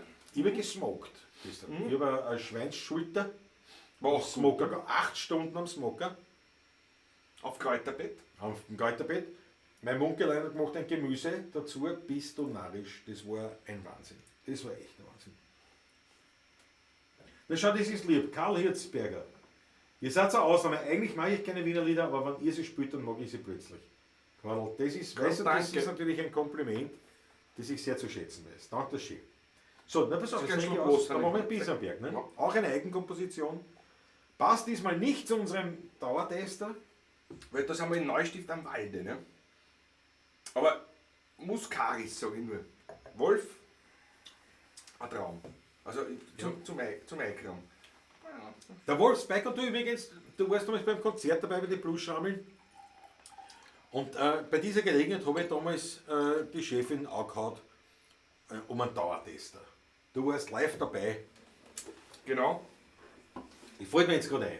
Weil der Wolf beim Wolf war ja das. Also die Wolf, Weingut Wolf schreibt er mit 2 F. Ne? Aber das war irgendwie natürlich ein guter aufgelegter Running Gag für uns weniger Intelligenten, die mit solch simplen Plattenschmähs schon einen Spaß haben. Aber der Wolf beim Wolf, so hat uns einfach gefallen. Ja. Andreas Christi, das hat ausgeschaut wie ein Gansel, nicht wie ein Händel. Ja, das hat ein 3,8 Kilo Rohgewicht gehabt und das war aber von den Bauern eines der kleinsten, weil der hat Händel bis 5 Kilo. Aber die wachsen auch 2 Jahre auf oder so. Also das ist nicht so ein 6 Wochen Händel, was du kauft im Supermarkt, sondern es ist Ja. Das Bewusstsein so des selbst Lebens. gekannt, das Händel früher noch quasi. Ja, das ist Na gut, dann der reißen wir Anden, auf. nein, das nächste Mal muss man Anden bestellen. Ja, nein, schlecht, ja. Ja, ich komme gerne auf, ja. Da machen wir 2 6 Kilo Anden dann. Ne? Was heißt das? Ich bringe als Gastgeschenk einen Leberaufstrich vom Marvihof mit. Das ist ein gutes Gastgeschenk, aber Ja, da freue ich mich ja, aber. Ja, ja. das ist- Marvihof, aber da brauche ich einen Leberaufstrich. Ja, aber ich kann nicht. Ja, zusammengefressen. Nicht auf einen Sitz, aber quasi auf 2. Ja. Aber wirklich gut. Wirklich so gut. Na gut. Der Harry Schneller-Fonte fängt auch schon an zum Plätschreien meist. Gibt's ja nicht. Was Weingut schreibt er mit 2 F? Der Harry. Der Harry ist aber heute, warte mal, das muss er, bevor wir das machen, Moment, das muss jetzt, das hätte ich eigentlich schon früher machen können, aber pass auf, der Harry ist nämlich korrekt gekleidet. Harry, darf ich das hier aufstellen? Oh ja, gell? Harry, schreib geschwind eine, ob ich es nicht darf, oder schon darf. Aber der Harry ist original, hat sich der gebrandet, das muss ich jetzt sehr stumm spielen, das dauert. Da ein paar schöne Kommentare noch. Guck mal jetzt. Franz Brandren schreit schon bis am Berg. Ja, das ist sehr nett, ja. Der Andreas Christi, der hat, ich komme auch. Ja, Andi, du hast eh nicht weit. Ja, kein Thema, ne? Ja, aber da brauchen wir jetzt schon 3 Anden. Ich meine, der Grüller ist ja. Ich will schon. Ja, nicht einmal. Der Ja, Fluder sagt, macht's nichts mehr, Kochsendung. wir haben ja 3 Kugeln eigentlich. Ne? Ganz genau. Und einen Smoker. Und geht's ja aus. Geht Geht's ja aus. So, pass auf. Die Jetzt üben wir schon, nicht? Für na schau, jetzt möchte ich das noch präsentieren, wie sich der Harry Schneller-Fonte, schaut sich das an. Ordentlich gebrandet, hinten die Käsekreiner, das Leiberl frisch von den 16er Buben. So muss Pavlatschen. Bravo Harry, Sehr leibend. Ja, gut, also Bisserberg, warte mal. Bisserberg, ja. Ich zitiere wieder Zonka, schnell einen Hocker von der Geh Pfeife. Lust auf ein Pfeifen. Aber die Form, wenn ich sehe, und den Geruch, ein bisschen Pfeifen, der Backgeruch ähnlich, kriege einen Lust auf. Also es liegt gut, es ist sehr schwer gegen eine Pfeife natürlich, aber es liegt sehr schön in der Hand und alles. Also. Ja, das ist die ganze Elektrik drinnen, die ganze Dings, was ist. Andreas Christian, ist nicht so viel, trinkt dafür. Aber da muss ich eine Frage an den Zonko stellen. Du hast so eine ganz stark gebogene Haare. Die taugt mir mehr nämlich. Wo hast du die her? Also, vielleicht kannst du mir das einmal zukommen lassen. Oder kannst du das da auch reinschreiben? Oder mir mal so auf Facebook schreiben oder was. Das würde mich nämlich interessieren. Die stark gebogene, was du hast. Aber die war genau nach meinem Geschmack nämlich. Entschuldige. Das ist mir jetzt gerade eingefallen, weil du sagst, du nimmst nur einen Zug. Ja, nein, ich möchte nur jetzt wieder auf den Boden der Realität bringen. Ich hab's gerade gelesen. Ganz lesen beim Motorrad. Na, wir üben schon einmal, weißt du? Wir üben einmal. Landtagsstrome ergänzt Ochs am Spieß beim Motorrutger am Mavihof. Plus Anten und Händeln, nicht? Zonkers Welt auf der Akku ist der schwerste. Ja, das stimmt.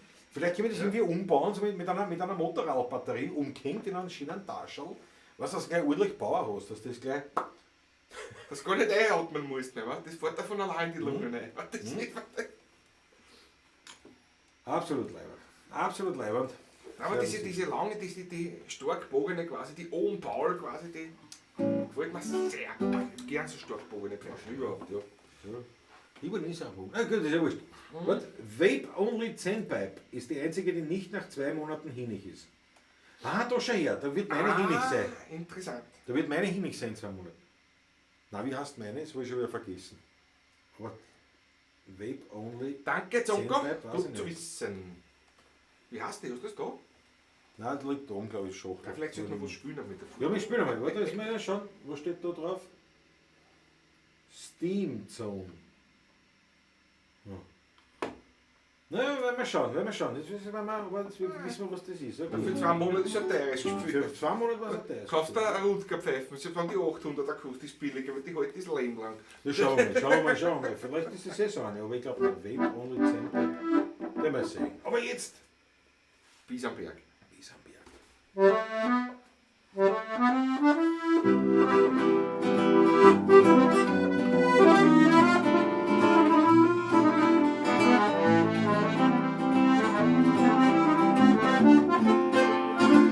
Ich hab einen Weingarten am Bisserberg. Ich bin da gern, weil mich kein Mensch dort steht. Ich schau den Rinder beim Wachsen zu. Ja, ich hab dort mein Hagelrot. In meinem Weingarten am Bisserberg. Raset wird noch nicht verkehrt. Man kann die Vogel dort noch singen hören. Und am Himmel, da siehst die höchsten Sterne. Und noch an Regen sich die Wolken erst verzogen. Dann sehe ich über Wien einen großen Regenbogen. In meinem Weingarten am Bisserberg, das Fleckerl lernt es mir allein nicht kennen. Dort wächst, ich sag's ganz nebenbei, das soll der beste Dreck von Wein.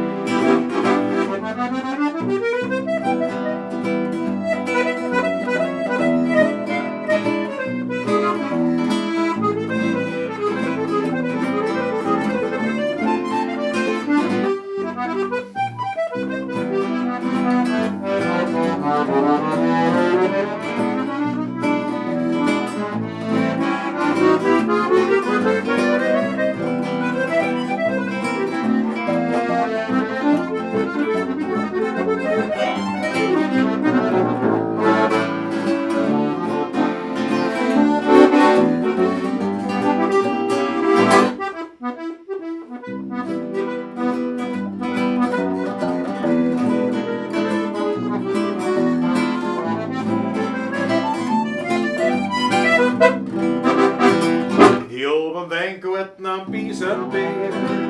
Ich bin da gern, weil mich kein Mensch dort steht. Ich schau den Rinder beim Wachsen zu. Ja, ich hab dort mein Hagelrot. In meinem Weingarten am Bisserberg. dreht sich die Welt nur recht und nicht verkehrt. Da kann die Vogel dort noch singen und am Himmel da siehst die höchsten Sterne. Und noch an Regen sich die Wolken erst verzogen. Dann sehe ich über Wien einen großen Regenbogen. In meinem Weingarten am Pieselberg, das Fleckerl hat das mir allein nicht gehört. Dort wächst, ich sag's ganz nebenbei, das soll der beste Trepferl-Wein. Dort wächst, ich sag's ganz nebenbei, das soll der beste Trepferl-Wein.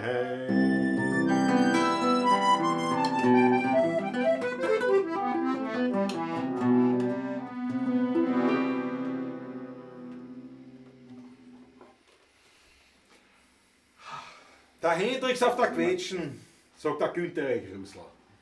Vollkommen zu Recht. Dankeschön. Das Geht ist der, aber wie Öl. der Harry Fonte. Die ersten 3 Takte und ich bin im Himmel. Man, das ist lieb. Lieblingslied, sagt der Landalstrom, na herrlich. Das gefällt mir. Ja, super. Na, das gefällt mir, wenn das so arbeitet. Der K. Werner ist auch dabei. Es pfeift. Es pfeift. K. Werner, ja. Da gewiss eine schon. K. Werner. Hau eine bitte in die Kommentare der Homepage, kwerner.at oder so irgendwie, glaube ich, ist das nicht. Oder so in die Richtung. Oder irgendwas, weil auch ein Liedermacher aus Wien, bitte schaut's da mal rein. Ja. Der ist auch sehr recht gemütlich mit Mundart unterwegs, also mit der gelebten Wiener Sprache. Ja, genau. Von A, wie schreibt ich von A wie Kärnten bis Z wie Wien, nicht so irgendwie, So, weiß ich nicht ja, mehr. ja. Aber schreibt Kaviana, schreib eine bitte, die quasi in Kontakt. Schau zu mir, freut mich sehr, dass du da zuschaust. Ja, wir wollten ja eigentlich eher auf Instagram gehen, aber mein Handy war nicht aufgeladen, das andere. Das hat so gedacht, ja. Jetzt können wir uns anschauen, wie es da steht. Ein teures Gerät, für das nur da steht, aber Naja, das hat schon ausgedient eigentlich als Telefon. Nicht? eigentlich schon. Harry Schneller Fonte, was schreibt man? Ich bin so herrlich berauscht, sei es der Tabak, der Riesling oder das Solo von Patrick. Schön, gefällt mir. Ich danke schön. Auch die Christine Fuchser sagt mir, Balsam, gefällt mir, Balsam. obwohl ich selbst ganz andere Musik mache. Ja, die kommt von der alten Musik. Auch wieder was. Ja, schon fragt ja schon der Günther Rechrusler. Ne? Christine Fuchs ist eine Flötistin. Ja. Nach dem alten Wernerschlag, der Fritzl, der fragt uns immer noch Lieder, die wir nicht kennen. Weil wir die. Nach dem alten Wernerschlag. Fritzl, irgendwann, ich versprich das, irgendwann, werden wir da die alle spielen. Was du schon gewünscht hast, die kennen wir nicht auswendig, das ist ja wirklich alt, das ist echt wirklich eine Schande. Die kennen wir jetzt nicht auswendig mehr. Das haben wir nicht gespielt, seit dem Lockdown nicht gespielt. Nein. Bis dahin und dann. Und Zeit ist vorbei.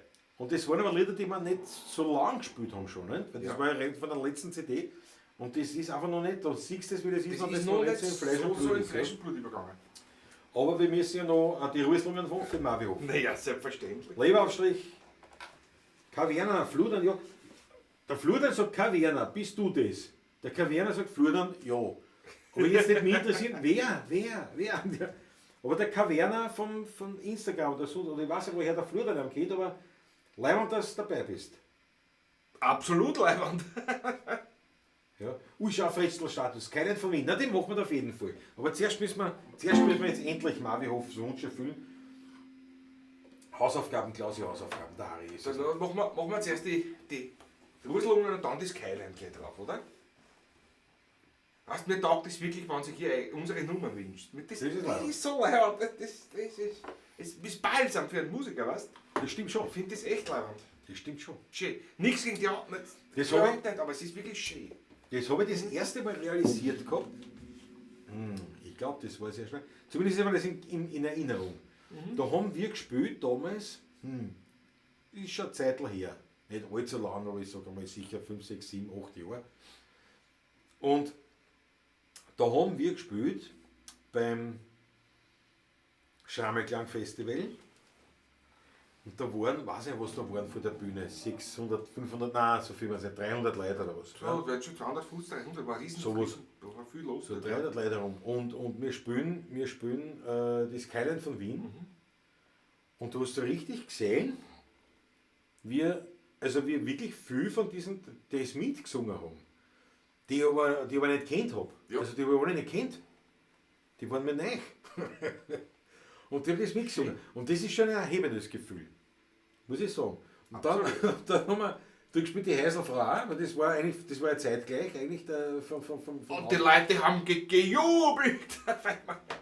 Ja, da haben wir auch ein paar mitgesungen.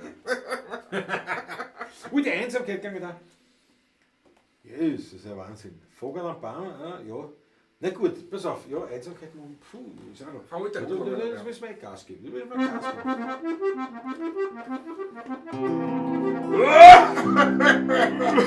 Patrick, du haust mir das Mikrofon zusammen, wenn du so schreist. Zerreißt das Mikrofon. 4 Vierteln und der Backelchick, das ist mir Ration. Durch Obstler, Wodka, Gin krieg ich mehr Inspiration. Mir kommt vor nur eine Spur, wirkt sich das aus auf meine Figur. Von dem Leben hab ich schon genug, wenn ich einfach wieder froh. Von dem Leben hab ich schon genug, wenn ich einfach wieder froh. Mit einer ruheslungen Bötz, Zungenschädel weh dazu. Magenweh und Husten und eine heilige Frisur. Wie schlecht du die Schweiz, alles war die allerärgste Hitz. Dagegen hilft kein Witz, nur ein Achtelschlieberwitz. Dagegen hilft kein Witz, nur ein Achtelschlieberwitz. Ein Doppler ist ein Kinderspiel, da denk ich gar nicht nach. Kann ich mal keine Hansen, was ist der ärgste Job? Ich komm darauf, ich füll es auf, behindert an meinem Blutkreislauf. Und ich spiel mein Lebenslauf, wach in der Früh auf. Und ich spiel mein Lebenslauf, wach in der Früh auf. Mit einer ruheslungen Bötz, Zungenschädel weh dazu. Magenweh und Husten und eine heilige Frisur. Wie schlecht und die Schweiz, alles war die allerhöchste Hitz. Dagegen hilft kein Witz, nur ein Achtelschlieberwitz. Dagegen hilft kein Witz, nur ein Achtelschlieberwitz. Rauchpaus, also Gut, kann ich sofort machen. So, nächste Woche Montag wird da der Newe-Steherin. Wird es auch einen Dampfer vom Boot geben, dann nachher wahrscheinlich. Das machen wir ja wegen der, das ist ja Zur Desinfektion. Nein, ein Requisitending ist das. Das wirkt ja wie eine Lampe Berger, also Lampergin oder wie das heißt. Lampergin. Ja, Ich glaube nicht, dass so wirkt, aber ist ja wurscht. Ja, der Beratschen kommen die Leute zusammen. Ruheslungen ist schon in meiner Playlist. Kein Werner. Tag der Shit. Das freut mich. Was war das nächste jetzt? Was war? Skyline von Wien. Ja. Wir müssen auch arbeiten. Lass mal einen Schluck nehmen. Ich komme schon ins Schwitzen, da können wir so ein paar Rauberei.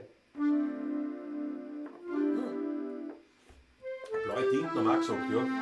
Dann machen wir das Skyline von Wien. Ja, auf Wunsch, Skyline. Ja, klar. Ja, freilich. Skyline von Wien, da war noch was war. Skyline von Wien war. Ja, jetzt, mein guter Freund war jetzt auch noch. die Einsamkeit, ja. Motorradfahrer Roberto, begeistert. Mit Achteln. Na, super.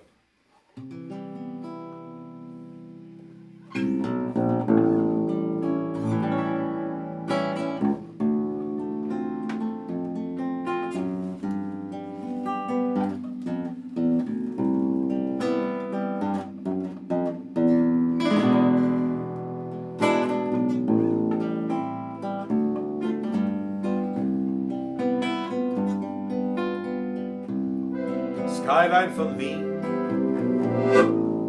du lebst in mir drin.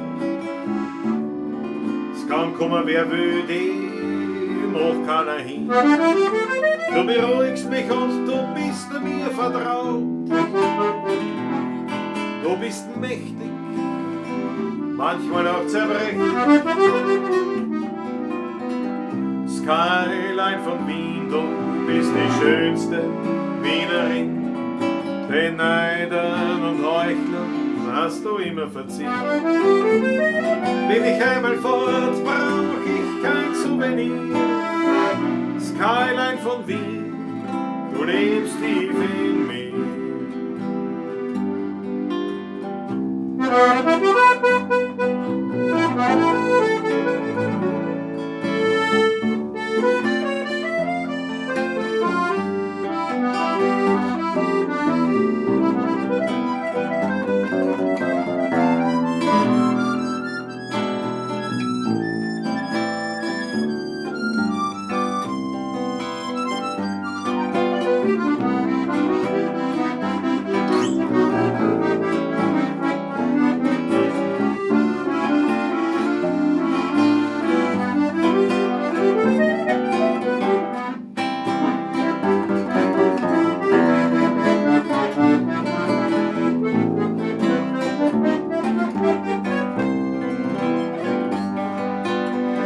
Skyline von Wien, du lebst in mir drin.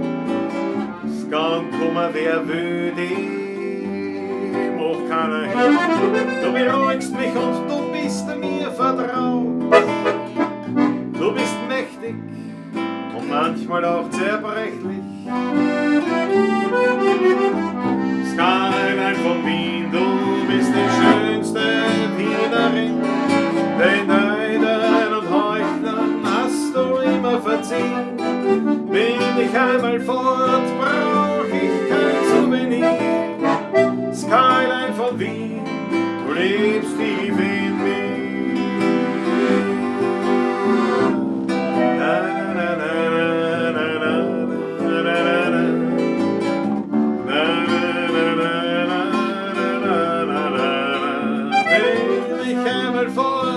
Brauch ich kein Souvenir. Skyline von Wien, du lebst tief in mir.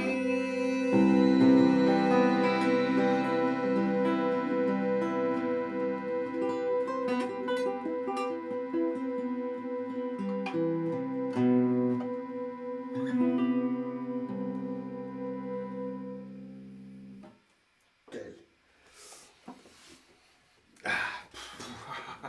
Bitte einen Schluck, wenn du hörst. Schlussakkord so auswählen, ein C und ein H in der Oktave. Was du so hörst, denkst du, das ist das Schöne an der Musik. Oh, was ist anders hörst? Was das denkst du wieder? im Kontext hörst. Du, die Rotnachtel von einem, das gefällt mir. Musik ist so was Schönes. Warte, das sind alles nicht viel. Da schau her. Nein, der Triple Seven sagt, hui, wie es gehört. Skyline mag ich voll gern, so der Flur, dann dankt der schön. Super. Der Markus Bristonik. Das hat mich aus der Lethargie geholt. Traumhaft, mit ein bisschen Blues. Ja. Der Flur sagt, K. Werner hat ein neues Album produziert, sehr empfehlenswert. Ja, schaut rein. Ich glaube, K. Werner, also so wie er da steht, auf Instagram sehr aktiv. Schaut rein. Das ist wirklich ein großartiger Liedermacher, Wiener Liedermacher, der da was echt drauf hat. Mhm.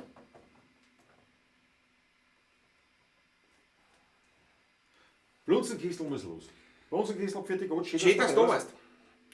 Ich hoffe, Wir werden dann auch wieder loshörst, oder? Du musst los? Ja. Wieso musst du los? Musst du schon? Ja, du musst dann schon langsam heim, ne? Der Ausgang ist schon gesperrt. Was für Ausgang? Na meiner. Wie gibt es was? Nein, wir haben noch ein bisschen Spaß. Ich mache da keine Sorgen. Ich meine, die Flaschen ist leer, das stimmt. Das ist natürlich eine harte Geschichte. Aber wir haben noch, was haben wir noch offen? Liedtechnisch, was haben wir liedtechnisch noch offen? Was haben wir noch liedtechnisch offen? Moment, werden wir gleich einmal nachschauen, nicht? Das Vogel am Baum war noch offen, da sehe ich gerade. Ja. Schmeckt. Das Vogel am Baum ist noch offen, aber sonst eigentlich nicht. Also schau. Die Einsamkeit. Die Einsamkeit machen wir. Aber die Einsamkeit. Yes.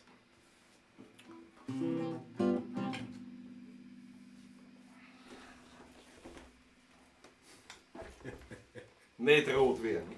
Na, Franz, wenn ist super. Das geht für mich noch einmal grün und du bist hin. Ja, Franz, das werden wir ja sehen. Aber ich Ich halte mich zurück. Ich halte mich zurück, ich habe meiner Mama versprochen. Außerdem muss ich jetzt sowieso, weil Wir werden berichten mal ein bisschen später. So, aber das hat nicht mit den anderen nichts zu tun. natürlich nicht. Ich gar nicht, nämlich. Na gut, F-Dur.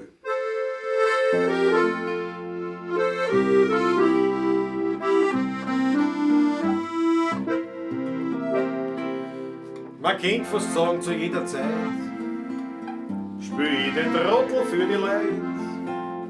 Und manches Mal platzt mit der Grauen, da kennt den Wursteln, jeder Schlag. Den Kasperl spülen, das stört mich nicht. Danke meinem Freund, der zu mir steht. Ein guter Freund hat immer Zeit. Mein bester Freund heißt Einsamkeit. Und bin einmal ganz allein. So sind wir dennoch immer zwei. Ich und mein Freund, die Einsamkeit. Mit ihm bin ständig ich zu zweit. Und will einmal allein sein. Dann lad ich mir da ein Freundl ein.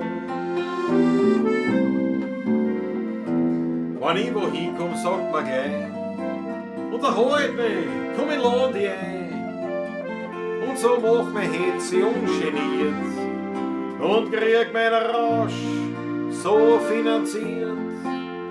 So lachen wir beim Weinverein, aber trotzdem hab ich nur einen Freund.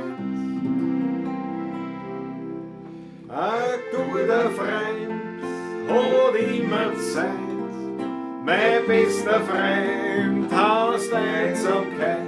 Und bin einmal ganz allein, so sind wir dennoch immer zwei. Ich und mein Freund, die Einsamkeit, mit ihm bin ständig ich zu zweit. Und will einmal allein sein, dann lad ich mir da ein Freundl ein. Und hat das Leben das Ende mir gebracht, kein Mensch mehr über mich dann lacht. Ja, so mach die Augen langsam zu und geh allein ich dann zur Ruhe. Nur einer gibt mir noch Geleit, es ist mein guter alter Freund, die Einsamkeit.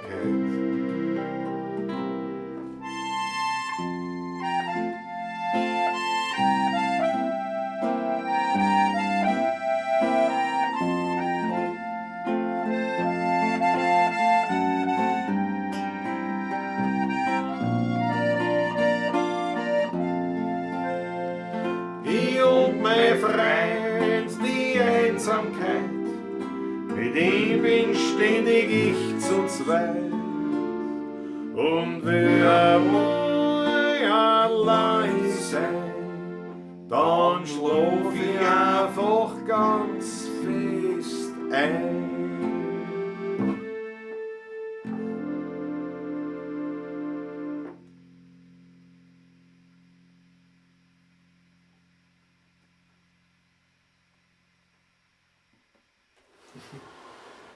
Schöne Nummer. Absolut. Absolut, gefällt mir Schön. selber. Gefällt mir selber. Jetzt muss ich natürlich ein bisschen auf unsere eigene, wie soll ich sagen, unser Fortkommen schauen. Deswegen blende ich unten jetzt kurz aus unsere Informationen über unsere Kanäle und Plattformen, wo wir euch natürlich bitten, dass ihr uns abonniert und teilt und das alles so nicht ohnehin schon gemacht. Ganz besonders natürlich beim YouTube-Kanal, wir waren heute ein bisschen über 900. Also es fehlen uns keine 100 mehr auf die 1000. Ja. Dann geht's los. Aber jetzt im ganz konkreten Fall würden wir euch wirklich sehr herzlichst darum bitten, sozusagen eure Brieftaschen zu zücken, wie man es immer so gesagt hat. Und einen gescheiten Schmattes ins Kerl hauen quasi. Wir gehen mit dem virtuellen Hut In herum. dem Fall, ja. Und der virtuelle Hut, das ist halt natürlich per PayPal oder per Überweisung. In der Videobeschreibung findet ihr die entsprechenden dazugehörigen Daten. Das wir uns freuen. Wir danken euch herzlichst dafür. Und ja. Der Florian fragt, super geschrieben, danke dir vielmals. Schreibt der Patrick eigentlich auch. Versteht ja. Die Häselfrau haben wir schon gespielt. Häselfrau ist von Patrick. Ja. Ansonsten viel auf der Steirischen gespielt und ein paar viel Instrumentalnummern geschrieben. Instrumentalnummern viel, ja. Für Instrumentalnummern, ja. Aber das werden wir beim nächsten Mal, machen wir das einmal. Spielen wir wieder 3, 4. Von mir auch. Sehr gern. Weil wir haben ein paar schöne. Ja, genau. Und beim Taschler fällt mir ein, in Klaus ist ja gut auf der Steirischen, aber du hast ja die Devon-Tanz, beim Taschler, in Klaus ist einer, Theresienwalzer, für Yvonne gibt's. Dann hast du auf der Wiener auch noch was. Die Schnapsdrossel. Genau, die haben wir schon lange nicht gespielt. Und diese Sachen, alle leibende Nummern auch, ja. Nein, die werden wir machen in Zukunft wieder. Auch auf YouTube auch, ja. Sollten wir wirklich mal machen. Ja, klar. Unbedingt. Ich würde ein bisschen steirische Partie wieder machen. Was wolltest du davon? Ein bisschen auf der steirischen auch wieder mal? Das habe ich ein bisschen vernachlässigt, muss ich ehrlich sagen, jetzt auf YouTube eigentlich. Ich habe am Anfang immer beide Quetschen mitgehabt, haben wir immer gemacht. Ja. Schon gefallen worden, muss das mehr mitnehmen. Ja, mitsammeln immer, ne? Ja, na, kann man schon machen, ja. Aber ja, schau, der Landtagsstromer, Schmattes ist schon erledigt, ich danke dir recht narrisch. Ja, das ist, brauchen wir jetzt schon. Also brauchen wir jetzt schon. Das war jetzt so im Redefluss. Wir wissen nicht, wie es weitergeht natürlich, aber das weiß eh keiner, ist ja wurscht. Aber natürlich, ich hoffe schon, dass wir das, was wir jetzt noch spielen, das ist Ausgemachte, dass wir das einhalten können. Wir werden sehen. Also solange man noch draußen sitzen kann, ist alles noch halb so schlimm, aber ich glaube, wenn es dann eh nicht zugeht, könnte jetzt ein bisschen eng werden bei der ganzen Geschichte wieder. Geht das jetzt mit Leitbeschränkungen sind, sieht man wieder mit 20 Leuten beim Taschler oder weniger. Ja. Und so halt, ne? Andreas Christina sagt, 97 Abonnenten fehlen noch mehr. 97 Leute, das müssen wir schaffen. Ja, jetzt das schaffen wir. Da müssen wir jetzt wieder drin. Ich war, glaube ich, schöner zu haben was gemacht. Ja, die Grinzinger Hauerin hat das Lied geheißen. Das kann er wirklich nicht mehr. Das war auf der allerersten Platten. Auf der allerersten, ja genau. In Grinzing, da weiß ich ein Haus. Da steckt eine Hauerin aus. Das ist genau, da kann ich keine Ahnung mehr. Engel aus Kalau, ja. Na, der Franz eben, da sind noch ein paar eigene Lieder, ja, das stimmt.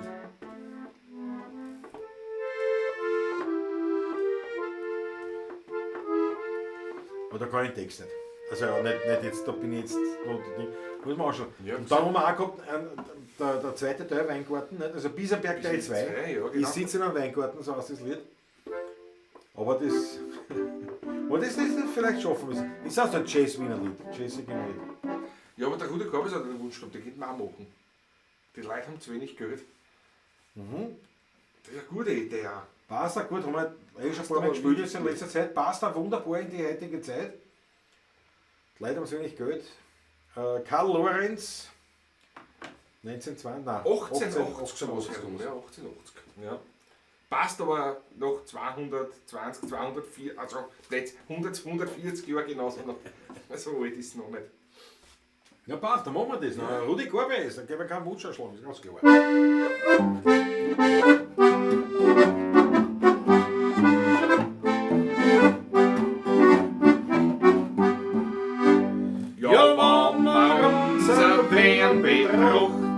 Du warst kein Wunder, wann man lacht. Der Unterschied gegen frühere Zeit, da waren's halt noch ganz andere Leute. Am Kirchtag drunter am Schottenfeld, da hat's noch immer Silbergeld. Die 20er, die sind umgeflogen, der Tisch, der hat sich bogen. Ein Buchhändel, ein guten Wein, und auf kein Tisch nicht gefüllt. Doch schaut mal heim, wie's zugeht dort, da drunter im Schottenfeld. Die reichsten Leute und Kriege gemacht, Fabriken zugesperrt über die Nacht, wo die Weber gewebt haben Seidenschirr, steht auf so ganz Völliger. Von Buchhändeln ist längst keine Spur, heute schlägt da jeder hinterm Tor. Ein gesöchte Blunzen, das alles hört, die Leute haben zu wenig gehört. Ja, ein Frettis auf der Welt. Ja, ein Frettis,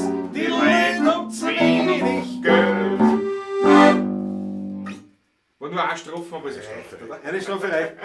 Aber eine herrliche Nummer. Müssen mich noch was eingefallen? Herrliche Nummer, ja. Wenn wir jetzt auch spielen, die wünsche ich immer. Ja, bitte. Marzleinsdorf, mein Heimat. Ja! Weil es ist auch so eine alte Nummer. Und ich meine, jetzt haben wir ja viele eigene Nummern gespielt und so weiter, was sehr leibend ist, was ich gerne mag. Absolut leibend, ja. Aber von den alten, und weil es ja gewünscht wurde auch, dass man ein bisschen so die Unbekannteren spielt, machen wir das sehr gern. Jetzt hat sich das aufgehängt. Und das gefällt mir total. Du hast sich aufgehängt. Das Handy hat selbst mal Suizid betrieben. Hat sich aufgehängt. Das Handy hat sich aufgehängt. Geht schon wieder. Einmal an und wieder auf. Ja, gut, das war jetzt Zeit. Das YouTube. Das Handy hat sich aufgehängt. Ja, machen wir das? Wasser ist da, bringen wir es Ja, klar, sicher. Ah, Strophen reicht auch nicht da. Also, wie schön war es, nicht? Ja.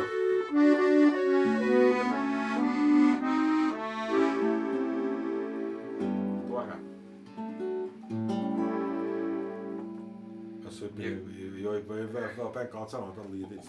Was? Nein, ich bin beim Falschen. Wie schön war es, wenn auf der Welt. Das können wir auch machen. Nein, ich will das Marzleinsdorf machen. Okay. Ich will das Marzleinsdorf essen.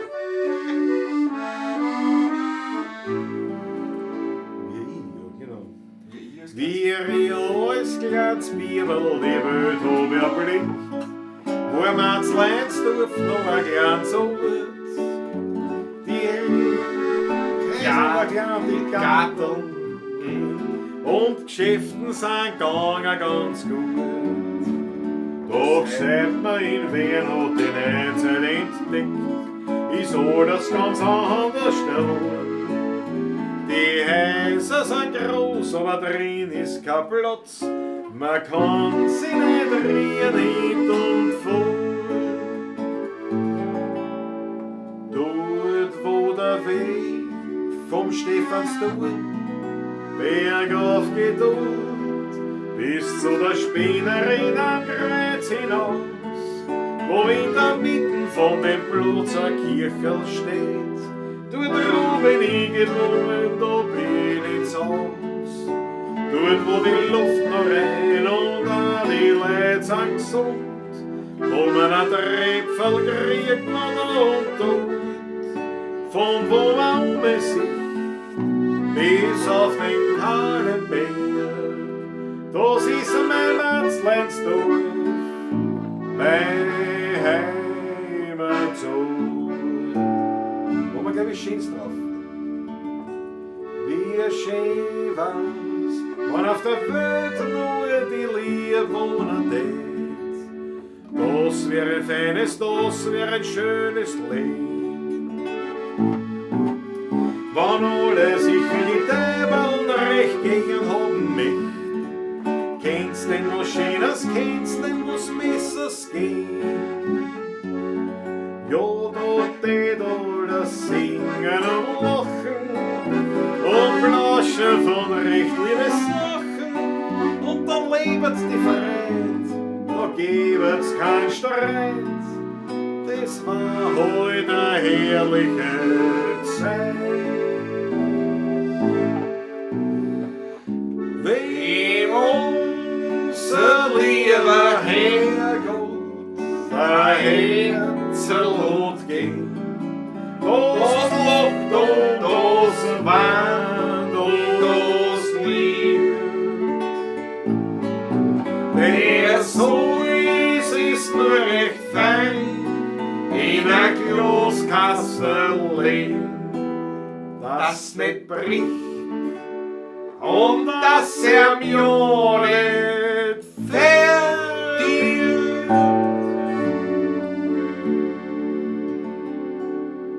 Was? Ich bin Polrameer, ich kann nix dafür, ich brauch nur um selig zu sein. Zwei Viertel und ein Klampfen, ein Mauer, Klavier, ein Glasl für heiligen Wein. Da wär ich wie warisch ganz furlet und namisch, bei sowas so bin ich ein Grin. 10 Schilling für Schrammen und morgen friss ma Grammen, das kann nur ein Werner verstehen.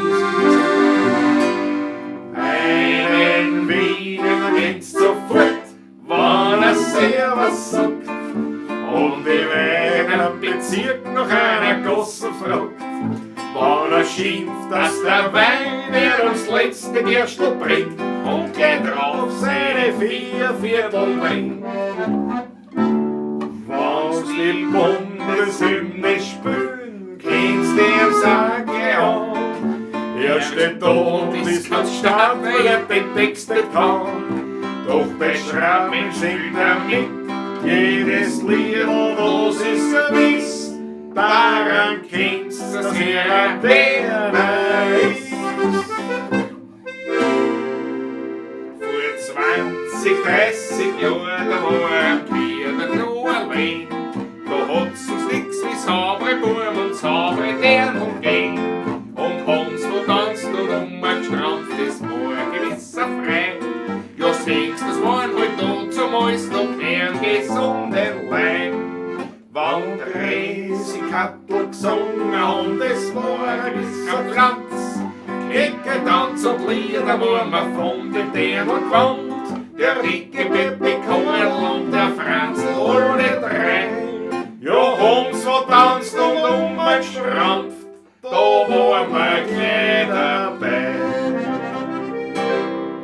Heut geht's wem Singen schwer, wir haben keine Stimme nicht mehr, tanzt wir wieder so, wir sind aus Heu und Stroh. Jo, mir geht's schon ein, da muss ein Föder sein, wir haben auf der Welt keiner mehr gut Fisch muss gehen. Fisch muss gehen, sonst hat das Leben keinen Wert nicht. Fisch muss gehen, der Mensch ist doch kein Pferd nicht, setzt nicht fad. Es muss eine Stimmung rein, oder du dich um das letzte Gerste. La la la la la la la la la la la schenkt sich ein, bloß nix auf was man gern hat, denn so jung wie heute kommt man immer zusammen. Herrgott, der Stadt, du Luella, hast du als Bibel verstanden? Du hast mein Besitz immer beschützt, bist wie ein Freund davor gestanden. Oft hab ich gewarnt und mich an dich gelernt, denn Kinder Sorgen sind groß. Herrgott, aus der Stadt, du Luella, du warst mein einziger Trost.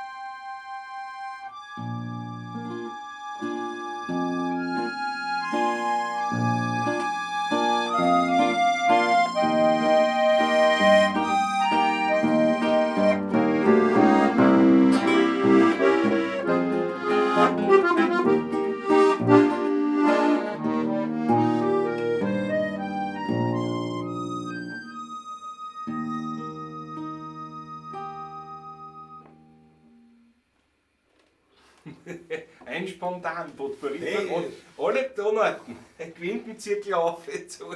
Das Ass war jetzt drauf. Das Asphalt. Das Schwierig ist zum echt Singen. auf die Ich Schnur. bin alle die Asse. Das ist ein Wahnsinn. Aber das ist gut angekommen. Hat den Leuten auf den Star geschaut. DGCFBS. Also, naja, die Hälfte haben wir. Das ist die Hälfte haben wir gehabt. Ja, nicht schlecht, nicht schlecht. Was wer denn immer der Werner immer ist? Ja genau, der Werner. Tolle Zusammenstellung, Franz M. Ja. Ja, die gemerkt haben uns die nicht. Weißt du? Na, Wiener Musik kann auch mit Steirerbier genossen werden, ganz klar. Ganz klar, Karl Hirzberger, definitiv. Auch Kärntner Bier natürlich, geht kein Wiener. Na herrlich. Gibt es unter Kärntner Bier? Ah ja, richtig. Ja, Das berühmte mit H. boah. Wimitz kenne ich nicht. Wimitz zum Beispiel. Ja, schon. Weltklasse!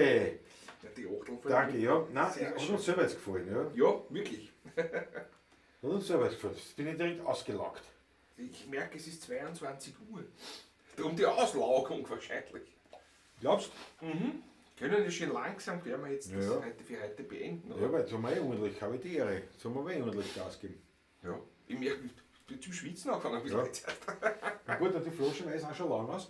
Ich habe was, was ich jetzt ich habe gestern in die Werkstatt zusammengekramt, was ich gefunden habe. Nein. Der ist aber sicher jetzt schon 3 Jahre alt oder 4 Jahre alt, aber den hole ich mir jetzt her. Für dich nicht, du bist Autofahrer. Was hat er da? Ja, pass auf, da muss ich noch drüber steigen. Da bin ich sehr gespannt. Jetzt geht mir noch Instagram live einsteigen. Ja, genau. Wir machen keine XXL-Leute, haben wir gesagt. Schau. Ist das noch ein Überbleibsel? Nein, den hat der Geschäftspartner meiner Munkelin mitgegeben, irgendwann. Jetzt habe ich gefunden, den trinke ich nicht, da hast Der Fünfer, glaube ich, oder? Ja, 5 Sterne. 5 Sterne, ja. Ja, ja. Mhm. Ja. Der klassische. Ja. Original Greek Spirit. Die Griechen selber saufen das nicht. Das Ich glaube, es ist kein einziger Grieche sauft am Nein. Taxa. Das ist ja wurscht. Aber nachdem der Wein aus ist und mir vor dem letzten Lied, ui, da war noch zu, schau, da fehlt so viel. ja, das ist nicht ganz luftdicht gewesen. Na, verdunst wird was sein. Ihr verzeiht, dass ich aus der Flasche trinke, weil jetzt hole ich kein Glasl deswegen her. Aber natürlich ein Schluckerl, Ich beneide ihn jetzt darum. Ich würde den gerne kosten. ein Schluckerl zum Abschluss. Ja. Und dann hören wir auf. Wie gesagt, ich danke euch herzlich für eure Großzügigkeit, was euren Schmattes, Obolus und dergleichen Ja, Rudi betrifft. schreibt auch noch. Prost, das habt ihr euch verdient. Ja. Glaube ich auch. Danke, Rudi. Glaube ich auch. Und auf jeden Fall sehen wir uns spätestens nächste Woche. Bitte macht weiter Werbung für uns. Sagt es weiter, dass es uns gibt. Sagt es weiter, dass das Wiener Lied nicht tot ist und dass es uns noch gibt. Mit dem Wiener Lied zumindest was wir da machen. Das hat uns wahnsinnig freuen. Und ja, Das Thema der Sendung war eigentlich Wiener Lied, wo war das? sind wir gar nicht dazu Ich gekommen. habe es wieder leicht verzettelt. Aber ja, es ist, Haben wir gar nicht dazu gekommen eigentlich. Aber wir haben sehr viel gespielt heute. Wir haben sehr viel gespielt. Ja. Habe ich, oder? Ich glaube schon. Wir haben heute sehr viel gespielt. sehr viel gespielt. Komm Ja. mal vor. Jetzt trinken Haben wir wir, haben wir wirklich, aber. Jetzt nehme ich mal einen Schluck aus der Pulle und dann spielen wir die Abschlussnummer. Und dann sagen wir Dankeschön, schön, dass du dabei warst. Es war wunderbar. Und wir freuen uns aufs nächste Mal natürlich. Sehr zum Wohl, Prost.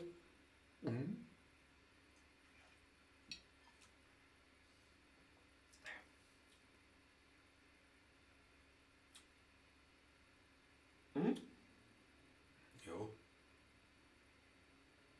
Ein billiger Cognac. So zum Kaffee nicht schlecht. Na, aber er hat schon einen eigenen Geschmack Ja irgendwie. klar, das sind ja die Trauben, ne? Andere. Das ist ja klar. Ja, schlecht ist nicht. Ich hab gern. Also, ein Viel Cognac. Zuckercouleur drinnen anhand der Farbe, glaube ich. Also, Wahrscheinlich. Ja, steht auf wenn das alles aus einer Eichenfassel war von Natur war. oder was. Pass auf, kann mit Farbstoff, Zuckerkuchen. Das sehe ich ja. Ein Blick nicht. Das ist. Das ist ein Krampf. Das ist ein Krampf mit diesem Wie alt ist der Zuckerkuchen. 3 Jahre alt oder was ist der im Fassel gelegen? Der kann nicht so erfahren. Das ist ganz furchtbar. Das mag ich gar nicht. Beim Whisky mag ich es auch nicht. Ich schaue beim Whisky-Kauf in der Zwischenzeit wirklich. Selbst fallen einige weg in der Zwischenzeit, die ich sehr gerne habe. Lafroig zum Beispiel. Lafroig. Hat eine Zuckerkuchen. Fortweg, ja. Um immer den gleichen Farbton zu haben. Nein, das muss nicht sein, der kann jedes Jahr anders sein. Es ist, jede Charge ist anders. Ist so, gehört dazu. Whisky ist ein Naturprodukt, das Fassel ist immer Aber jetzt sage ich, pass auf, das sind so diese Nobelgetränke, die sind leider, aber zum Beispiel wirklich, ich habe das gern zum Kaffee, manchmal, nicht in der Früh, ja, nicht das da gleich, aber so am Abend ein Espresso, so richtig schön, also ein Mokka anlassen und dazu ein Weinbrand. Weinbrand ist nicht so, aber es gibt einen Weinbrand, den ich besonders schätze. Asbach Den Uralt. kann man bei der XX-Live-Sendung haben wir anderen. Ich stehe auf dem Asbach. Asbach ist wirklich, weil er jetzt nicht mehr uralt heißt, aber es ist wurscht. Asbach Original heißt er jetzt. Das Uralt haben sie vor ein paar Jahren abgelehnt. Ich sage nicht mehr Uralt. Ich sage auch immer uralt. Aber nein, ein Weinbrand habe ich ganz gern. Ja. Und da natürlich, ja, ich meine, da kaufe ich mir eben dann zum Beispiel einen Asbach, weil das tue ich jetzt auch für den Kaffee da dazu.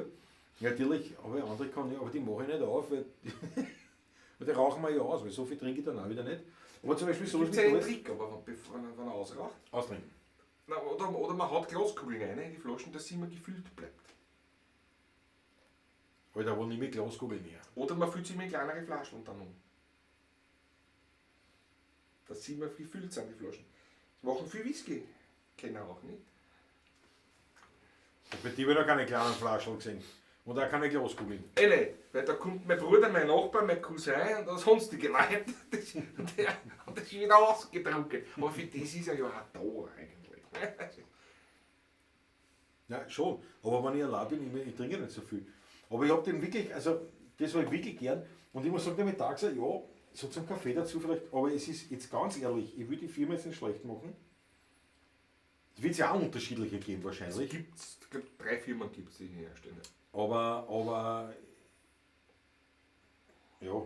Und wie uns ein lieber Freund aus Griechenland gesagt hat, mittags sauft bei uns keiner, das ist ein reines. Und nicht nur eins, sondern mehrere Griechen haben mir das jetzt schon bestätigt. Ja.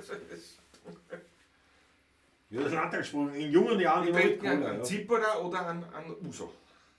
Der Marinus Lers hat einen Zigarrenaschenbecher von Asbach uralt.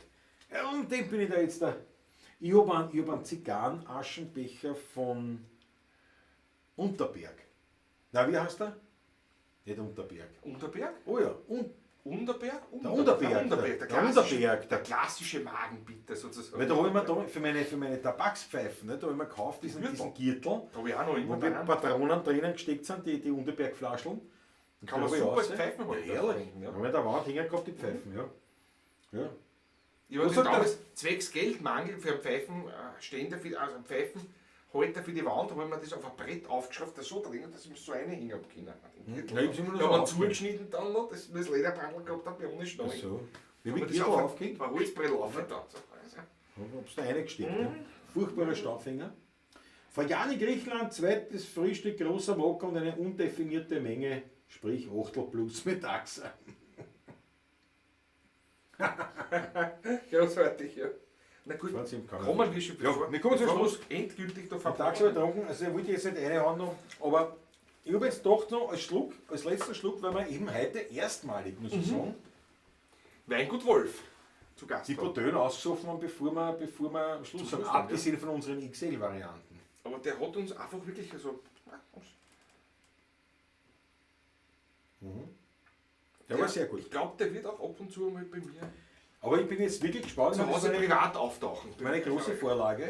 Eine große Vorlage. Ja. Ich bin gespannt, der liebe Familie Wolf, ob die anderen mithalten. Ne? Werden wir sehen. Bin davon überzeugt. Klar. Nein, wie gesagt, es gibt auch mit einer Medaille, habe ich gesehen. Und dann, nein, es sind so spannende Weine. Und ich meine, das Weingut Wolf ist jetzt nicht, ich sage jetzt einmal nicht einmal, was ich bekannt als Weingut, dass man sagt, ja, da hat man die Weine daheim. Aber es ist eben ein traditionelles Weingut aus Wien. Wobei, sie sind sogar bis in das Saarland gekommen. Ja, die Weine vom Wolf, vor vielen, vielen Jahren, zwar noch vor 2000. Ja. In Otzenhausen gab es Wein vom Wolf. Richtig. Damals, ja. Bei der Europäischen Akademie. Ja. Irgendwann Ende der 90er Jahre, ja. Aber das ist natürlich... Fällt mir nur gerade so ein, nebenbei, ja. Stimmt. Aber es ist halt so, das ist noch ein Wein, der ausgeschenkt wird beim Heirigen. Schlicht und einfach. Und den kann man dort kaufen. Das ist jetzt nicht groß Vertrieb, aber es ist also sehr guter Wein. Absolut, ja. Und sie machen halt nicht diesen Schickimicki drumherum. Ja. Das können manche negativ sehen, manche auch positiv sehen. Ja. Auf jeden Fall schaut es auf. Ich glaube, es ist ich habe es verlinkt in der Beschreibung unten. Was? Patrick hat einfach zu viel getrunken, aber trotzdem habt ihr gespielt. Was? Christoph Acker, was rettet er? Nachricht zurückgezogen steht bei mir. Markus, die waren schon teurer aus. Aber dafür brav gespielt habe ich deswegen. Okay.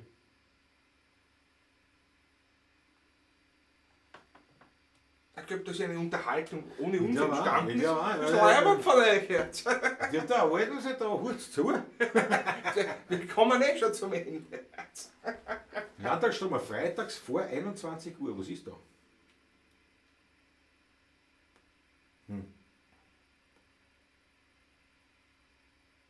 Jetzt hat es gar nicht gegurgelt. Oh ja, ist gut. Schon, also gute Technik. Ja, ja. Ist der Rauchhase eigentlich? Nein, ganz kühl. Ganz cool. Nein, sicher schon cool. Ja, Das nächste Mal werden wir schon zu zweit da sitzen. Aber das ist schon, also im Unterschied, weil weißt du, warum wir so pfeifen? Also Pfeifen habe ich auch immer so zwischendurch geraucht. Also so. Pfeife habe ich immer bestimmt. Also Ja, da nein, setze aber ich mich meine hin nicht und so, aber die eine Stunde oder geraucht was und und- hingelegt, dann wieder geraucht und wieder. Und das, dadurch fällt das da nicht so arg auf. Ja, sicher schon nächste Woche Montag sind wir schon zu zweit da. Gefällt mir. Meine Herrschaften, bevor wir euch weiter langweilen mit unseren Ja, Ergüssen. ja, lesen wir das selber. Wir freuen uns, dass ihr dabei wart. Große Freude und wir freuen uns aufs nächste Mal, wenn wir uns wieder sehen.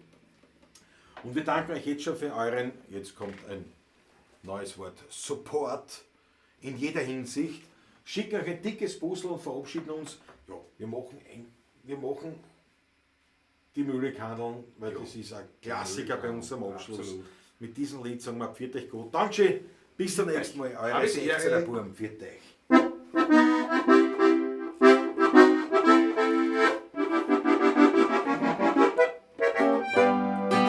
Speerstuhl schreit da oben, Speerstuhl schreit da oben. Leilon, geht's doch endlich heim.